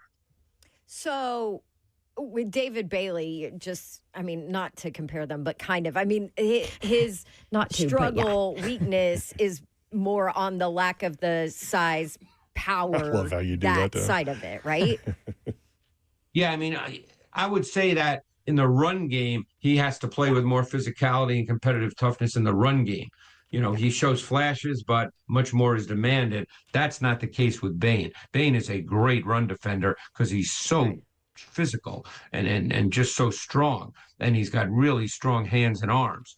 Bailey is just a more explosive athlete. I came away from Bailey thinking that in a base front that he would work best in a 5-2 front. Now, my guess is Gus Bradley is going to play a 4-man front, which doesn't mean that Bailey can't do it. These are questions that are unknowns right now. The thing is, I don't get to work these guys out. I'm not going to be in the building if they bring David Bailey in where they spend all day with him as one of their 30 visits. I don't get to do all that. So I'm just giving you, based on tape study at this moment in time. This is going to be fascinating. Like, if there was any year that you wanted to sit and be a fly on the wall of these discussions that are happening at the Titans facility, them discussing these three players would be fascinating. Are you feeling they're definitely going defensive, one of these three guys kind of thing? It hadn't even crossed my mind that they might go offense. Yeah. And part of that is because I think the wide receiver class is not maybe as strong at the top as we're used to seeing. Next year it will be. Ooh. Jeremiah Smith and all those guys. Mm-hmm. And then the year after that is all I need is 10 from Miami. His name is escaping me too. All these names are escaping me today, but 10 from Miami. That's all I need 2 years from now. He was a freshman this year. Malachi Tony. That's right. Thank you, Zeph. Zeph wanted us to listen in on some of what Robert Saleh had to say, not specifically about these players, but some of the themes that we are discussing now with regard to these players. And let's start with Cut 8. Zeph, Robert Saleh talking about players and how they fit a scheme versus fitting a scheme to a player, which is David Bailey Jr.'s discussion. I don't know if fit's the right word. You know, we there's a lot of guys in our system have taken the mold of different shapes, sizes. You know, for us, we just look for guys who can play the game of football and play it at a very, very high level. And, you know, there are things that, you know, are non-negotiables, but those are very rare and few in between. What a non-answer. Coach speak, baby. Well, a lot different than what we got from Callahan over the last couple of years. Or Saleh in here for an hour, which you can go back and check out where you get your podcast. But at this point, now you're talking draft prospects. Yeah, now they're getting now into you it. have to be careful with what you say. Well, you brought this player up earlier, and I want to hear what he has to say about Femi. Yes. He talked about him today. I thought this was interesting. Yeah, you know, with a young man like Femi, it wasn't that he was just being evaluated by 3-4 teams. We evaluated him as a 4-3 defensive end whose hand was in the ground. And, you know, for him, he's got all the talent in the world. He's got length, he's got speed, he's got pass rush ability, he plays with violence. He's a good football player. And, you know, for him, it's just going to be transferring to getting your hand in the ground and going vertical every snap rather than having to think about coverages and all that. So, obviously, there's going to be a learning curve for him even in that role, and there's going to be a lot of coaching and a lot of work on his part to get himself better every single day. And I think he's got the mindset and the physical ability to do that. Interesting. That's going to be you talked one about of the that earlier. Yeah, and that he could be more of a transitional player that could play a defensive end position. Right, and I don't know. That's going to be fascinating to me to watch, to see what this staff does differently with him. Robert Saleh, he used Could the be word great. He used the word violence there, and he's talked about. I mean, his initial press conference, he said he's going to have a fast and violent defense. Mm-hmm. So he was asked about that today on incorporating speed into the team, where he says fast and violent. Well, that's the thing, is like, it's not just their ability to run a 40, Paul. You know, it's being able to absorb the playbook and play without thought. It's going to be our job as coaches to be able to extract every ounce of their physical ability, and that's going to start in phase 1 of OTAs, just getting them on the getting them in the meeting rooms, then to the grass, and then in the practice, and getting them to see as many pitchers as they can, get them as many reps as they can to allow them to play as fast as they possibly could. So again, it's a team thing. It's not just their ability to go out there and run around and play fast. It's our ability to allow them to unlock all their physical ability as players. PK with a good question there. I like that he brought up the speed, not just your physical speed, but your mental processing speed on that side of the ball, and being able to just play on instincts almost. Coach Mack has talked about that forever. Like, if it takes you a beat to think things through, you've already missed the play. So getting there quickly is going to be key, with Saleh and Gus Bradley working with the players. More of this when we come back, talking through some of the draft stuff. The NFL Combine is this week, obviously, going on in Indianapolis. But not on the field, not doing field stuff until Thursday, the right? first players hit the field on Thursday, and that will be if I can get there. Usually, It's place kickers, linebackers, defensive backs, I think. Okay. But I have it written down somewhere. Oh, well, I'll have to find it. But that's Thursday. Can we play this Tavondre Sweat clip from Robert Saleh when we come back? I really liked. How does he fit into the defense? I really liked his answer on Tavondre Sweat. Yeah, and then let's go ahead and close out the draft prospect profiles with Detillier comparing Bain and Bailey. We'll do that when we come back. Again, more NFL draft talk with Sam Brookhouse from Sumer Sports. He's a data analyst. We had him on from Radio Row. He does a great job. He's coming on at 5:20 to work us through this a little more analytically. 615-737-1045.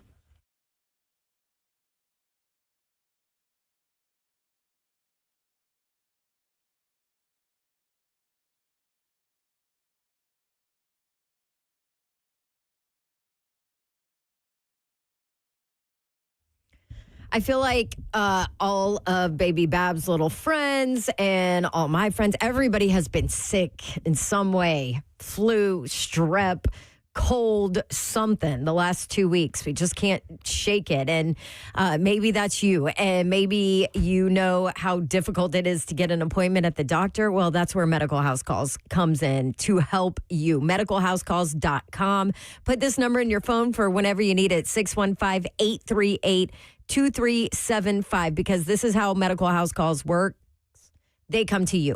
You call or text them. Their teams assess what you need. Medical providers will be then at your door to deliver you the care to get you back as soon as possible. They come to your house to do it. No more waiting in those germ-filled urgent care rooms. No more appointments that don't fit your schedule. Uprooting your life, your kids' life, your schedule, your work schedule to get in to see a doctor.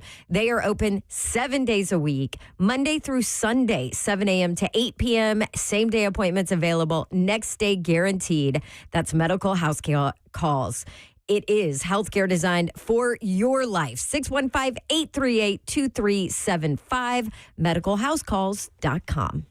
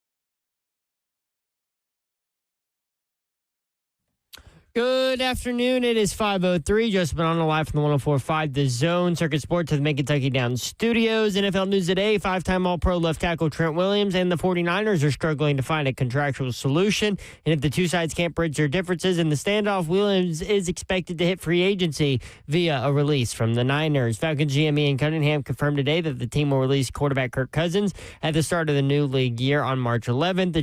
The Jets plan to use franchise tag on running back Breece Hall if they can't reach a deal on an extension. Sean Payton is giving up play calling duties and giving it to the Broncos offensive coordinator. And Kyle Pitts officially gets the franchise tag from the Falcons. Tonight in college basketball, number 22 Tennessee heads on the road to Columbia to face off against the Tigers at Mizzou Arena. Tip-off is scheduled for 8. The Vol Network call of the game can be heard right here on The Zone. For your foundation repair, water proven needs, you need to visit USSTN.com. Breaking news at once on your home of the Titans and Vols. This is 104.5 The Zone.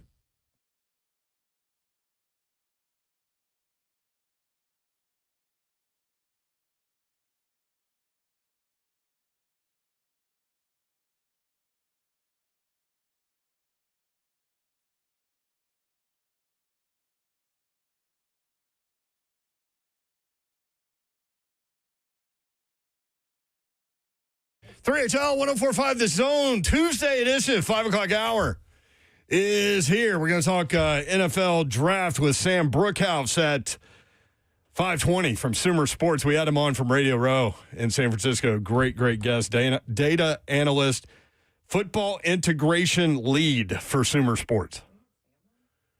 Played football at Tulane. Yeah, he was a linebacker at Tulane. That's right.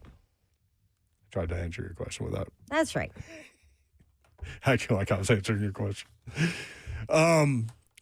When Babs talks to Zeph, I can hear her, not in my headphones, but because I only have one ear of my headphones on. I've always done it that way, just so I can kind of hear the room. I do, too. Right now, I actually have both off. Well, it's because when I'm back here, I'm editing audio, listening to y'all, listening to other people. So Hitman used to just lay the headphones on the table. Does he still do that? No, because I think he's got wired earbuds that he puts in. He puts AirPods in. Earbuds. What am I supposed to call them? Earbuds. I have no idea. AirPods are wireless. Oh. Yeah. Hey, you want a Tennessee baseball score? No. Okay. Yeah, actually yes, no. because they just dropped a weekend series to Kent State. Oh, really? Well, you didn't update us on that, Zeffy. Well, I haven't had a chance to. Yes, you text updates for Vol baseball. You absolutely have had a chance, but you just conveniently left that one off. They did lose to Kent State, who is projected to win the MAC, but nonetheless, tough loss early in the season for the Vols to drop. Especially coming off a coaching change. They ended up dropping 7 spots in the D1 baseball poll from number 13 down to number 20. They've got a really tough test coming up with a tournament-like series in Arlington, where on Friday they face the number 1 team in the country, UCLA, who is very good. Nice. You said they were number 1. Yeah, but it's early season number 1.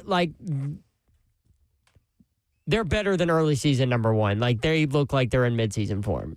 They just took a really big series, I think by sweep, against number 7 TCU. So it's going to be a tough matchup this weekend. They're currently up 4-0 on Bellarmine. Bellarmine. I'm sorry, I blacked out. Are we done? I was giving you a good preview of a very tough matchup this weekend that they're probably going to lose. You did all that just to get that baseball score in. Yeah, well, they are winning right now, so it is a midweeker, though. Bellarmine. 104.5 The Zone, going to the 2026 NFL Combine. In fact, they're already there. We are already there. Buck Rising is already there, and his crew. By the way, Buck has on an Indiana sweatshirt. Super proud of him about it. It's really tight-fitting. It is so tight. And it's like one of those retro old school ones. Which that part is cool. It's really a cool sweatshirt, whatever it is. But yeah, it's a little snug on Bucky. He might have should have gone up a size. He looks like he's choking. He looks like it's choking him. It's so tight. Candy Bean 91. And Babs is hilarious. it's like, okay, if he had, his like skinny jeans on with it or something, but he doesn't have his skinny jeans on. So he just. Which he usually wears. He's in good shape. Which he Buck always is. wears. It just looks kind of weird. Anyway. Before each team selects their draft picks, they'll evaluate over 300 prospects at the Combine in Indianapolis. Tune in as the Buck Rising Show broadcasts live from Indy. Thanks to Wholesale Supply. Listen in as analysts, players, coaches, GMs from around the league talk with them about the upcoming draft class. For more information on coverage from Indy, visit 1045thezone.com. What is Bert's responsibility in this whole deal? What I did for you guys at the Super Bowl. Oh, really? Is he going to do that much? Like, you worked your butt off. There's no way Bert does that. He has helped schedule some guests. Zeph has to be careful because Bert is like his immediate boss. Bert Yeah, is my you're boss. right. Now, I will say he does have Kirby there, so he does not have to handle the engineering side of things like I did. Oh, okay. So he's got a little bit less off his plate. Plus, I think Buck did some of the lifting for like the Titans guest. I think Buck handled that. Like, they're going to have Robert Saleh on, Mike Bergonzi. It's going to be a big show for them. I know one guest that Burt got that he was really excited about was Todd McShay. And that's great. He's been that's a good one. talking about Todd McShay for weeks. I'm not even talking about the serious work stuff from Bert. I want the other stuff from Bert. Like the acting He like has a meta glasses. jackass Bert. He has meta glasses. Oh, and he's does? been using them at the Combine. I saw a video of him petting a dog. See, that's the kind of stuff I'm looking for from Bert. All right, tune in to the Buck Rising Show. 10-1, cover 2, 1-3, us 3-6, and Ramon and Will, 6-10. Weekday mornings on 104.5 The Zone. Do it every day, please. Thank you. We were going to continue our little discussion. Yes. Focusing in on Arvell Reese and Reuben Bain Jr. and David Bailey, but also working in some Robert Saleh as he met with the media today. Let's do Mike Detillier comparing Bain and Bailey, if you don't mind, Zephyr. That's why if I was doing a mock draft today, I would have him going there. And I think the one thing with Saleh, he would understand that in certain situations that he could play him either at end or tackle. Bain. And I understood what Coach O was talking to me about, that he might be a better tackle because he said, man, listen, they got tackles that don't match up with him athletically. Right. Most of the inside guys, he got no chance up against Bain. And so I think that Saleh would be able to use him and sort of move him around a little bit along that defensive line. And one thing with him, he gives you great effort every snap. He don't take no downs off. And a lot of times big men, they kind of tap the brake from time to time. And so you don't see that with Bain. Well, outstanding football player. There you go. Bailey, an explosive athlete, Greg Cosell called him, a stand-up 3-4 linebacker. So we'll see how all this works into Robert Saleh's primarily 4-3 defense. Now, the amount of reps, we keep talking about this, the percentage of reps that you're in your base has dwindled. So, whether you have a 5-man front, 3-man front, 4-man front, we'll see how all of this is incorporated. That's why I think this would be a really fascinating pre-draft process to be a fly on the wall to hear these discussions with those guys about these three players. What did you want to hear about from Robert Saleh, T'Vondre Sweat? Yeah, he was asked about T'Vondre Sweat. I think it is this 11 right here. And how he fits into Robert Saleh's defense. Because like you've said, Titans have traditionally played the 3-4. Saleh's probably going to be bringing in the 4-3. And it's interesting to see where Sweat fits into that. And I thought Saleh gave a really good answer on that. We had a guy in 2000, I want to say 20, I think it was 23, maybe 22, L. Woods, who was just as big, just as fast, just as fleet of foot. Obviously it's going to be we're going to ask things of him that are different than what he's done in the past. But one thing he has shown on tape is he can get numbers to numbers, which we need our D-line to be able to do. They need to be able to run, and that is something that he can do. He's a big man. He's He's got much faster feet than people realize.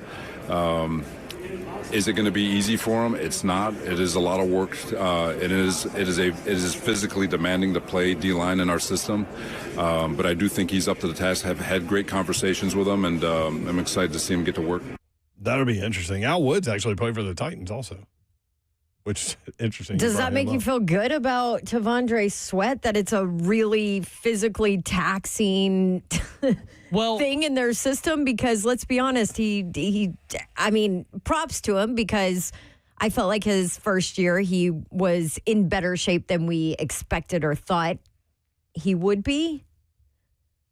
But that has been his issue, is keeping the weight off and staying in shape. And you're talking about a physically demanding system.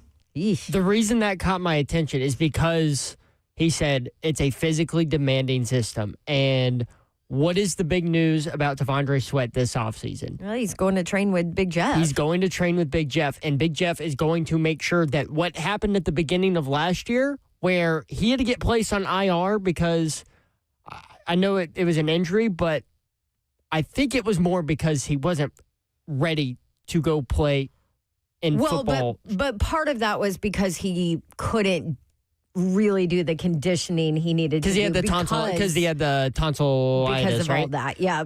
So he wasn't ready to start the season last year. I think he's taking a different mindset with Jeffrey Simmons, and we heard Big Jeff say that he was like eager to go, like to the point where he was blowing up multiple phones trying to get all the details that he could about this offseason workout that he's going to go do with Jeff. But also, Jeff and T'Vondre are two very different body types. That is true. I mean, I know they're both big guys, but they carried their weight differently, all of the things. So. What did T'Vondre Sweat say the night he got drafted? If I can get down to 345, I'd be a Hall of Famer. I'd be a Hall of Famer. What did he play at last year? Oh, that's a good question. Well, hold on. Let me pull out my trusty training camp weights real quick. Why do you have that? For this moments reason, like this. Right here, T'Vondre Sweat, 366 is what he came into, Wayne. That's what he's listed at camp. Yeah, Al Woods, as he mentioned, is 309. Was 309. Can I just point this out just real quick? You give me crap for still having my training camp roster with all my notes written on the side that nobody can read except for me. And what did I do? I just whipped it out and used it. Okay. Huh? See? Right, Zeffy? I didn't have to look anything up because I just had it right in front of me. Look at that. T'Vondre Sweat, 6'4", 366. Birth date, by the way, 7/11/01. So how do you feel about T'Vondre playing in Robert Saleh's defense after hearing that? I'm concerned. I want to see what happens in Dallas when Big Jeff is adamant about he's going with me. Remember, we had the conversation with Big Jeff at Radio Row, and he's dead serious about taking him now. So we'll see. I mean, Big Jeff changed his body type in an offseason. Yeah, but Big Jeff was 7 years in. I know. Before he figured it out and did it. That's why I'm hoping having a guy like Big Jeff above him and around him will instill that mindset into him and going into year 3? Yep, year 3. I'm hoping it clicks, that seeing the example that Jeff set, it clicks. Because here's the deal. T'Vondre Sweat said prior to the draft, if I can get down to 345, I'll be a Hall of Famer. Well, guess what? 3 years later, he still hasn't. So, just saying. Just pointing it out. I don't know. This might be the year that he gets That's serious. 20 pounds. Let me go ahead and tell you how hard it is to lose 20 pounds. Maybe it's easier when you're a bigger guy. I don't know. I can't even lose 5. I mean, George McIntyre gained 5 pounds in a month. I'm gonna say it's. I'm gonna say it's not easier because of what we heard from Big Jeff and T'Vondre's struggle too. What he had to do to lock in and do that and really challenge himself to stay committed. Yep. I love T'Vondre Sweat, but he's got to do it. He's got to lock in like that. And let's do this. Let's take a break. so we can get to Sam Brookhouse and get his take on all of these players. I also want to ask him about Mansour Delane, the cornerback from LSU that everybody a lot of people is are talking about. Yeah, we'll do that when we come back. Stay tuned, 3HL. Getting a little NFL nerdy today on 104.5 The Zone.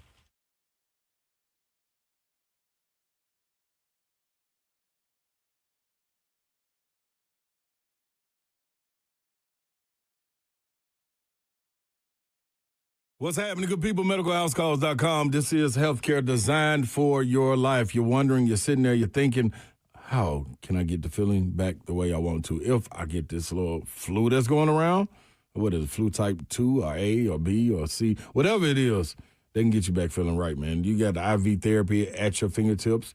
The home urgent care. You also have primary health care. All of it 7 days a week, Monday through Sunday, 7 a.m. to 8 p.m.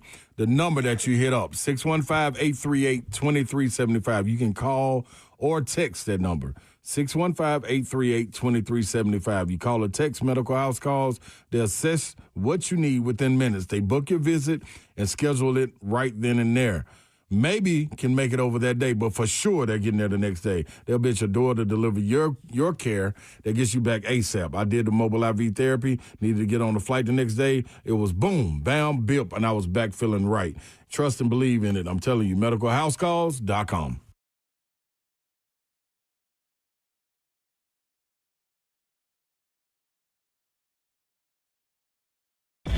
Oh, look, it's that time again. Hey, you on my mind again. World class international. Tell them meet me in Nashville. And it's not up for discussion, just a lot of walking buckets. One player get that medal. 4 weeks, it's all or nothing. We made the rules how we play right now. Give me the ball in my hand right now. Tell them to keep it a band right now. I think we hot in demand right now. Yeah, rise to the challenge, never ran from them. The roster filled with champions. The music still can tell them this is our court, our game. Our court, our game. Our court, our game. Our court, our game.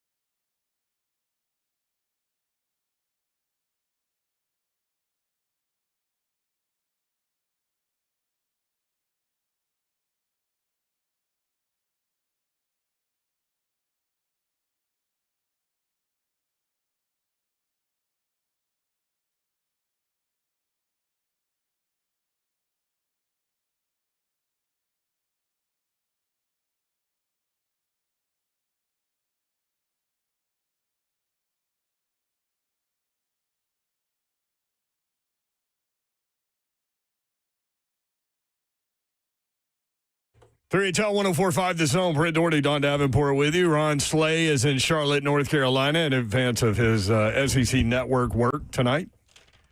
3 games coming up in the SEC. 2 of them on the SEC Network. Kentucky at South Carolina.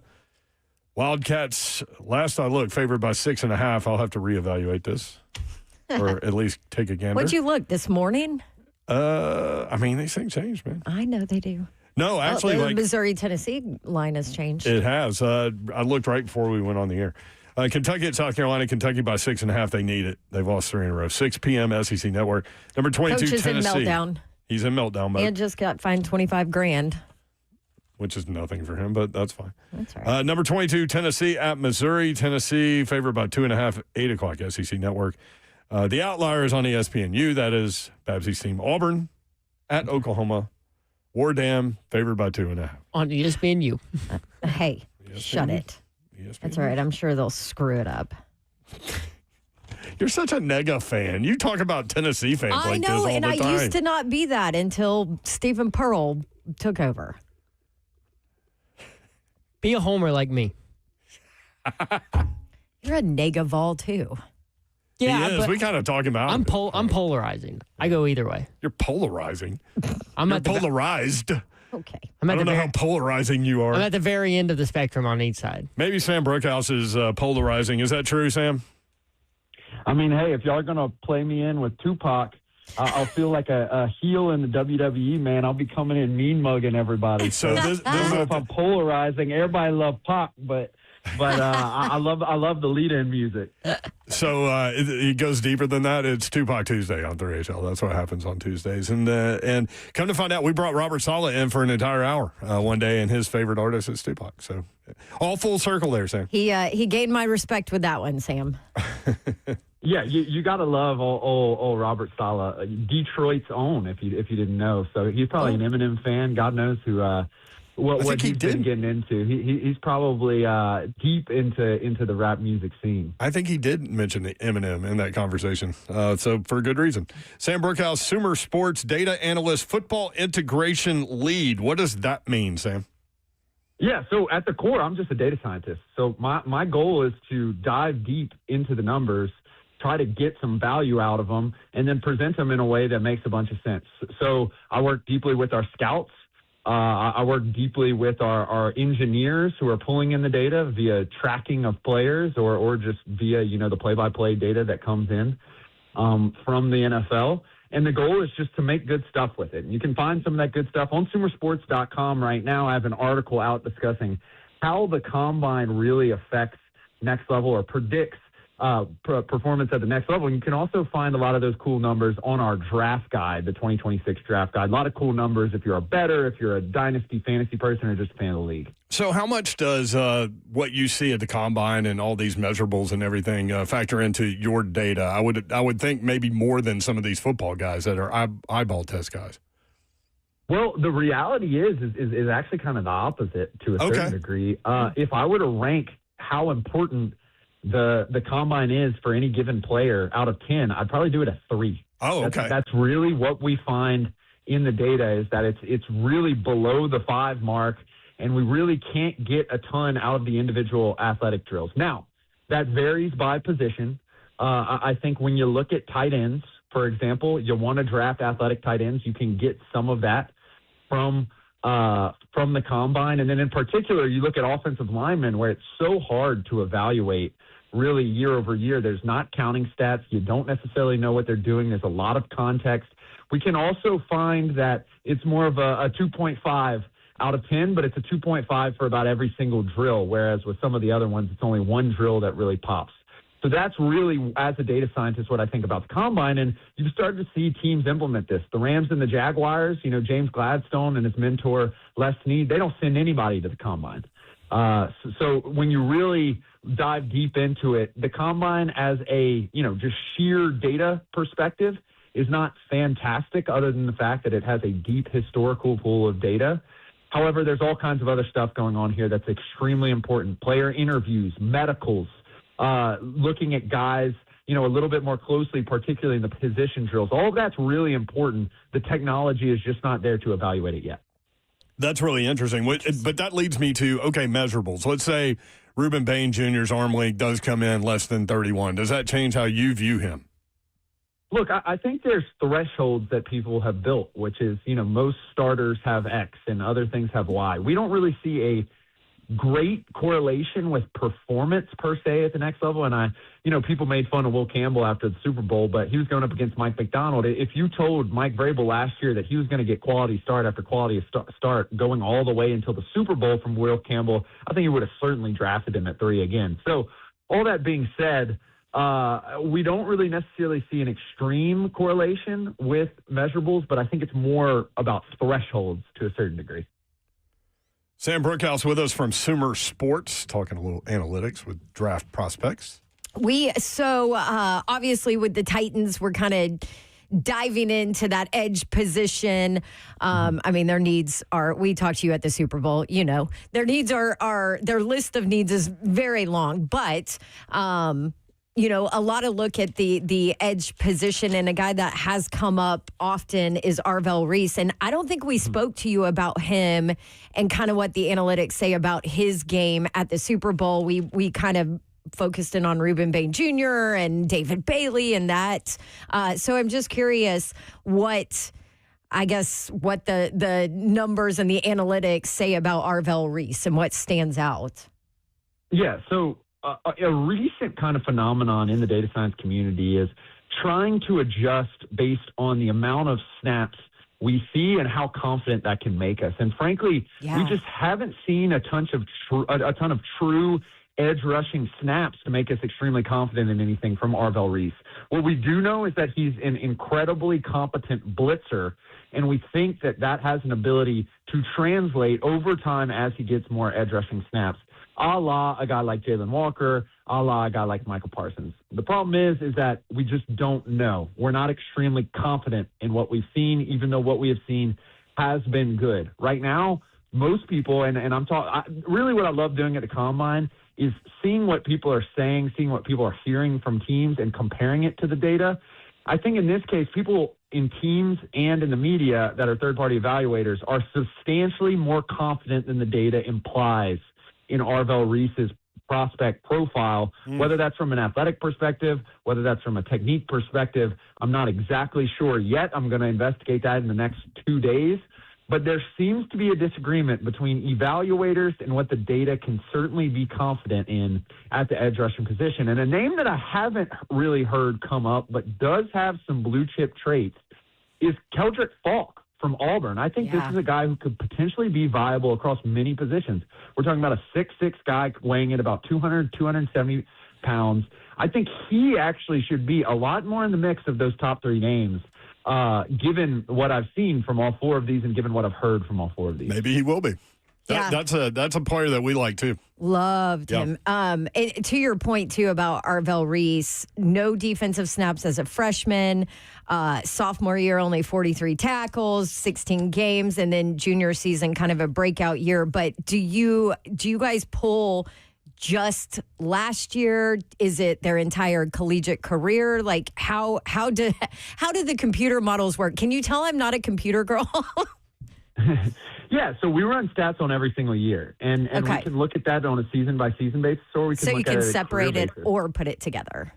Exactly, and to contextualize it a little bit differently, if you look at a quarterback like Cole Payton, who's out of North Dakota State, he really only played 1 year. It's really hard to get a sense of who exactly that is as compared to a guy like Bo Nix, who played basically 5 to 6 years of starts. It's very similar with Arvell Reese.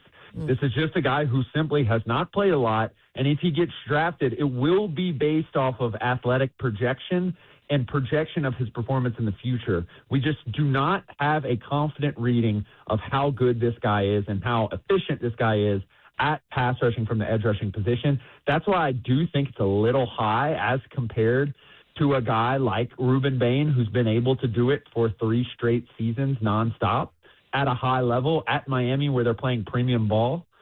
So I tend to still lean Ruben Bain. I think what I've found talking to people at the Combine is that he's kind of slipped in the eyes of a lot of these evaluators, which I don't really understand why that's the case, because if you recall, in the semifinal round of the national championship game, people were talking about him as if he was a world breaker. I don't really know what has caused him to slip. I think it could just be the discussion of arms. But remember, many people had guys like Armand Membu, who was in a similar conversation last year, particularly given he was playing the right tackle position a little bit more. People thought he could be a guard. It was very similar to the discussion about Arvell Reese.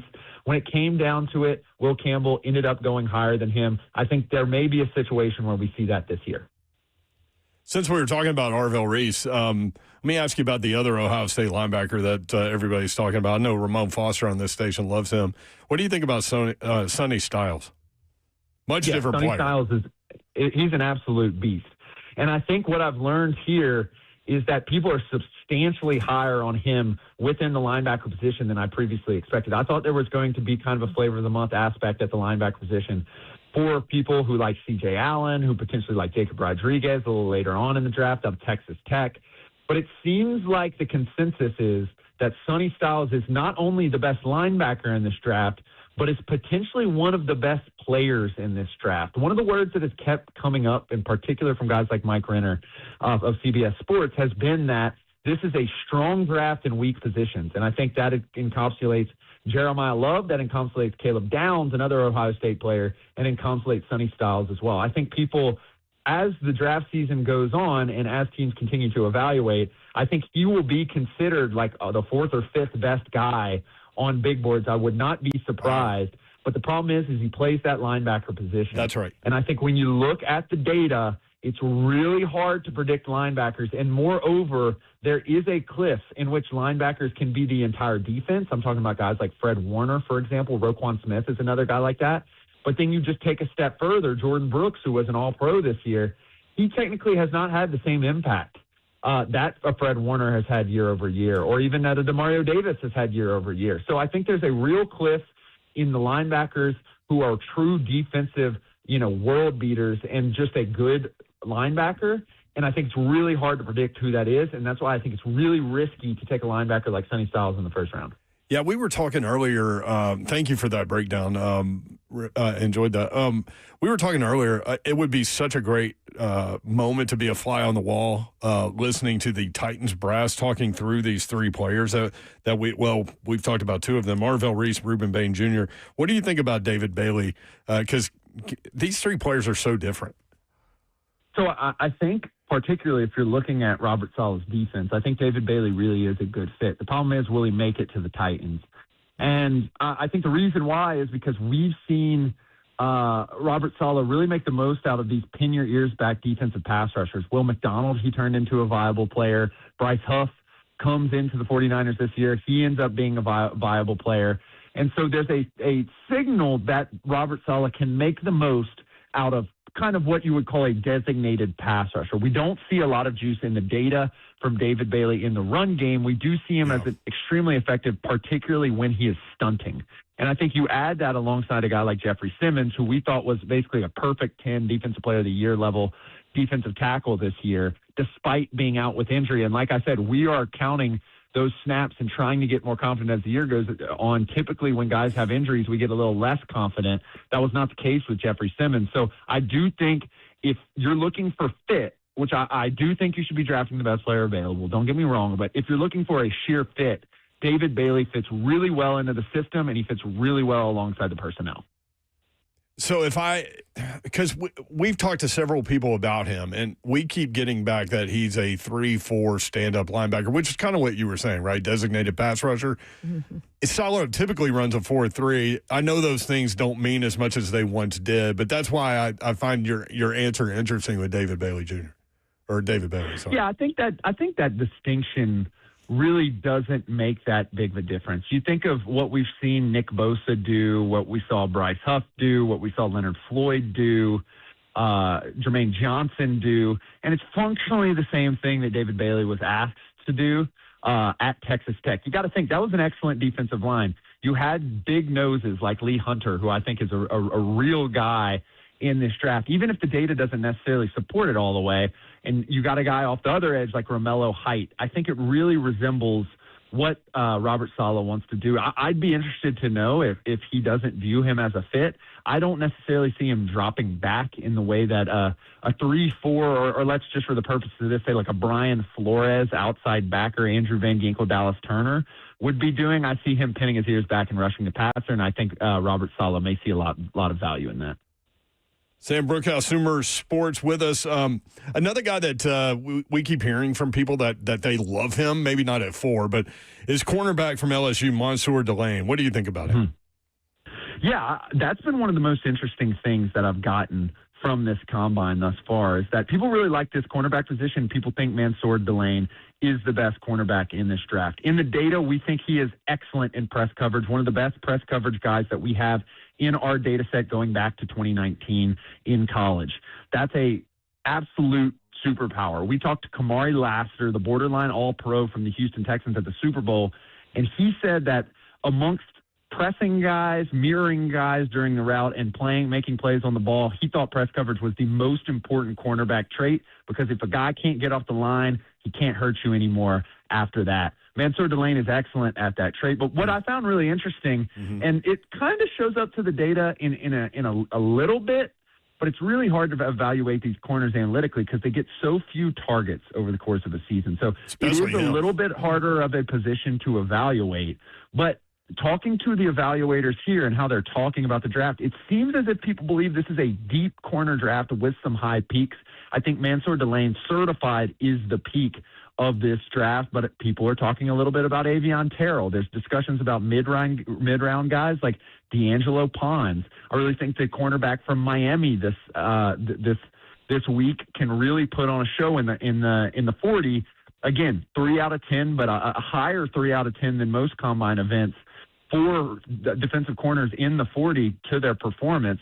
So I do think that this is a deeper cornerback draft than I previously thought. I'm going to go ahead and dive deep into the data in the coming weeks to try to prove that out. So what do you do with a guy like Jermod McCoy, that just didn't get on the field this year?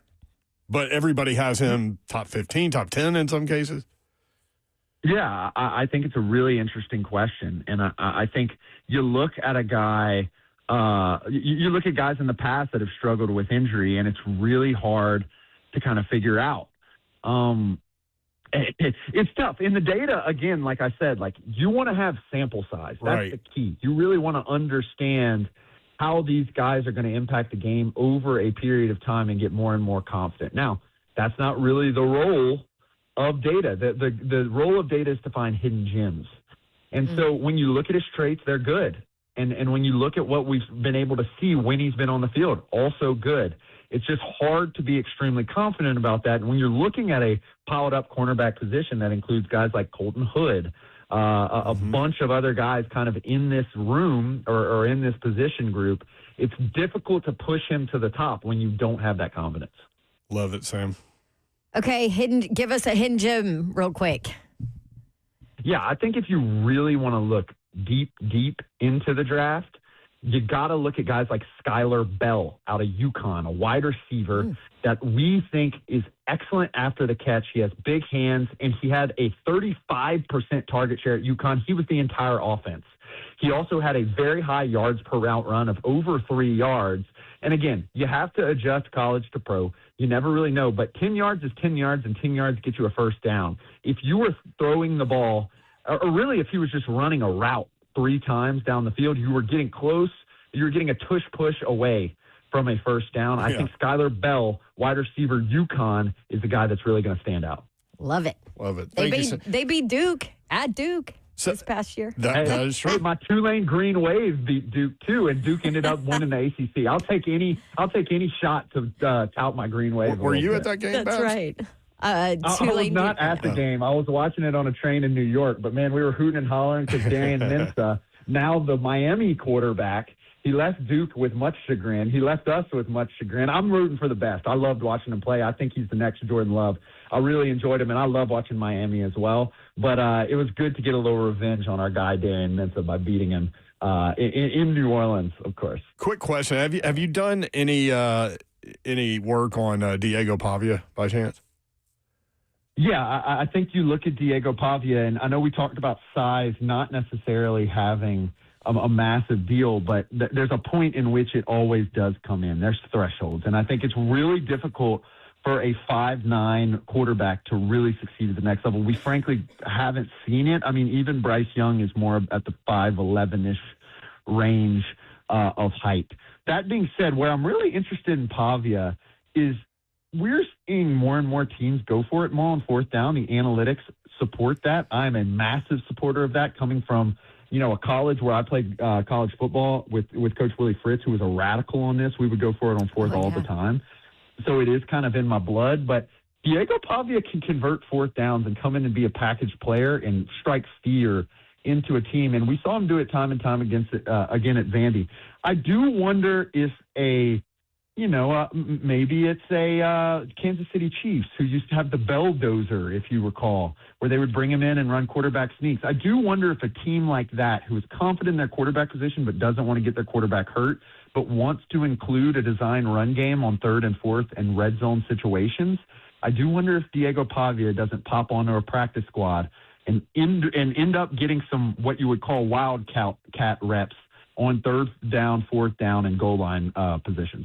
At Sam Brookhouse on X, Sumer Sports. Sam, great stuff, man. Really appreciate it. Thank you very much. Yeah, thank y'all so much. Yep, there he Thanks, is, Sam Brookhouse. All right, when we come back, 3HL bingo card has one entry. If you heard it, you will know what it is. That's coming up next. 3HL 104.5 The Zone.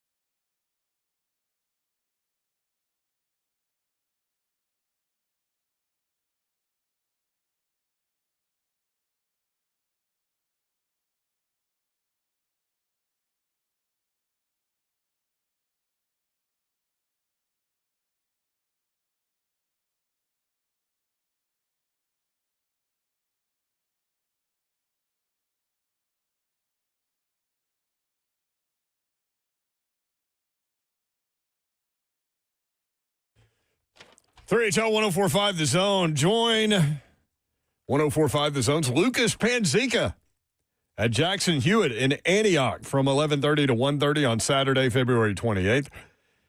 Stop by for free hot chocolate, coffee, and cookies, and a chance to win big prizes, including free tax prep, half-price tax prep, and a $25 Visa gift card. Don't miss your chance to warm up, win big, and walk away from tax season with your biggest refund guaranteed. We'll see you then. Get that done there. Again, Buck Rising and Lucas Panzica and Bert will be broadcasting live from the Combine tomorrow from 10 until 1. Do you know what guests are on tomorrow specifically? I do not. Okay. Thank you. You're welcome. Sorry. Not very much out there. Never ask a question to which you don't know the answer. That's, yeah. Every attorney will tell I you. do know they had Rand Carthon on today. Yep. And you can go back and hear that interview on anywhere you get your podcast and on the 104.5 The Zone YouTube page. We ran into Rand.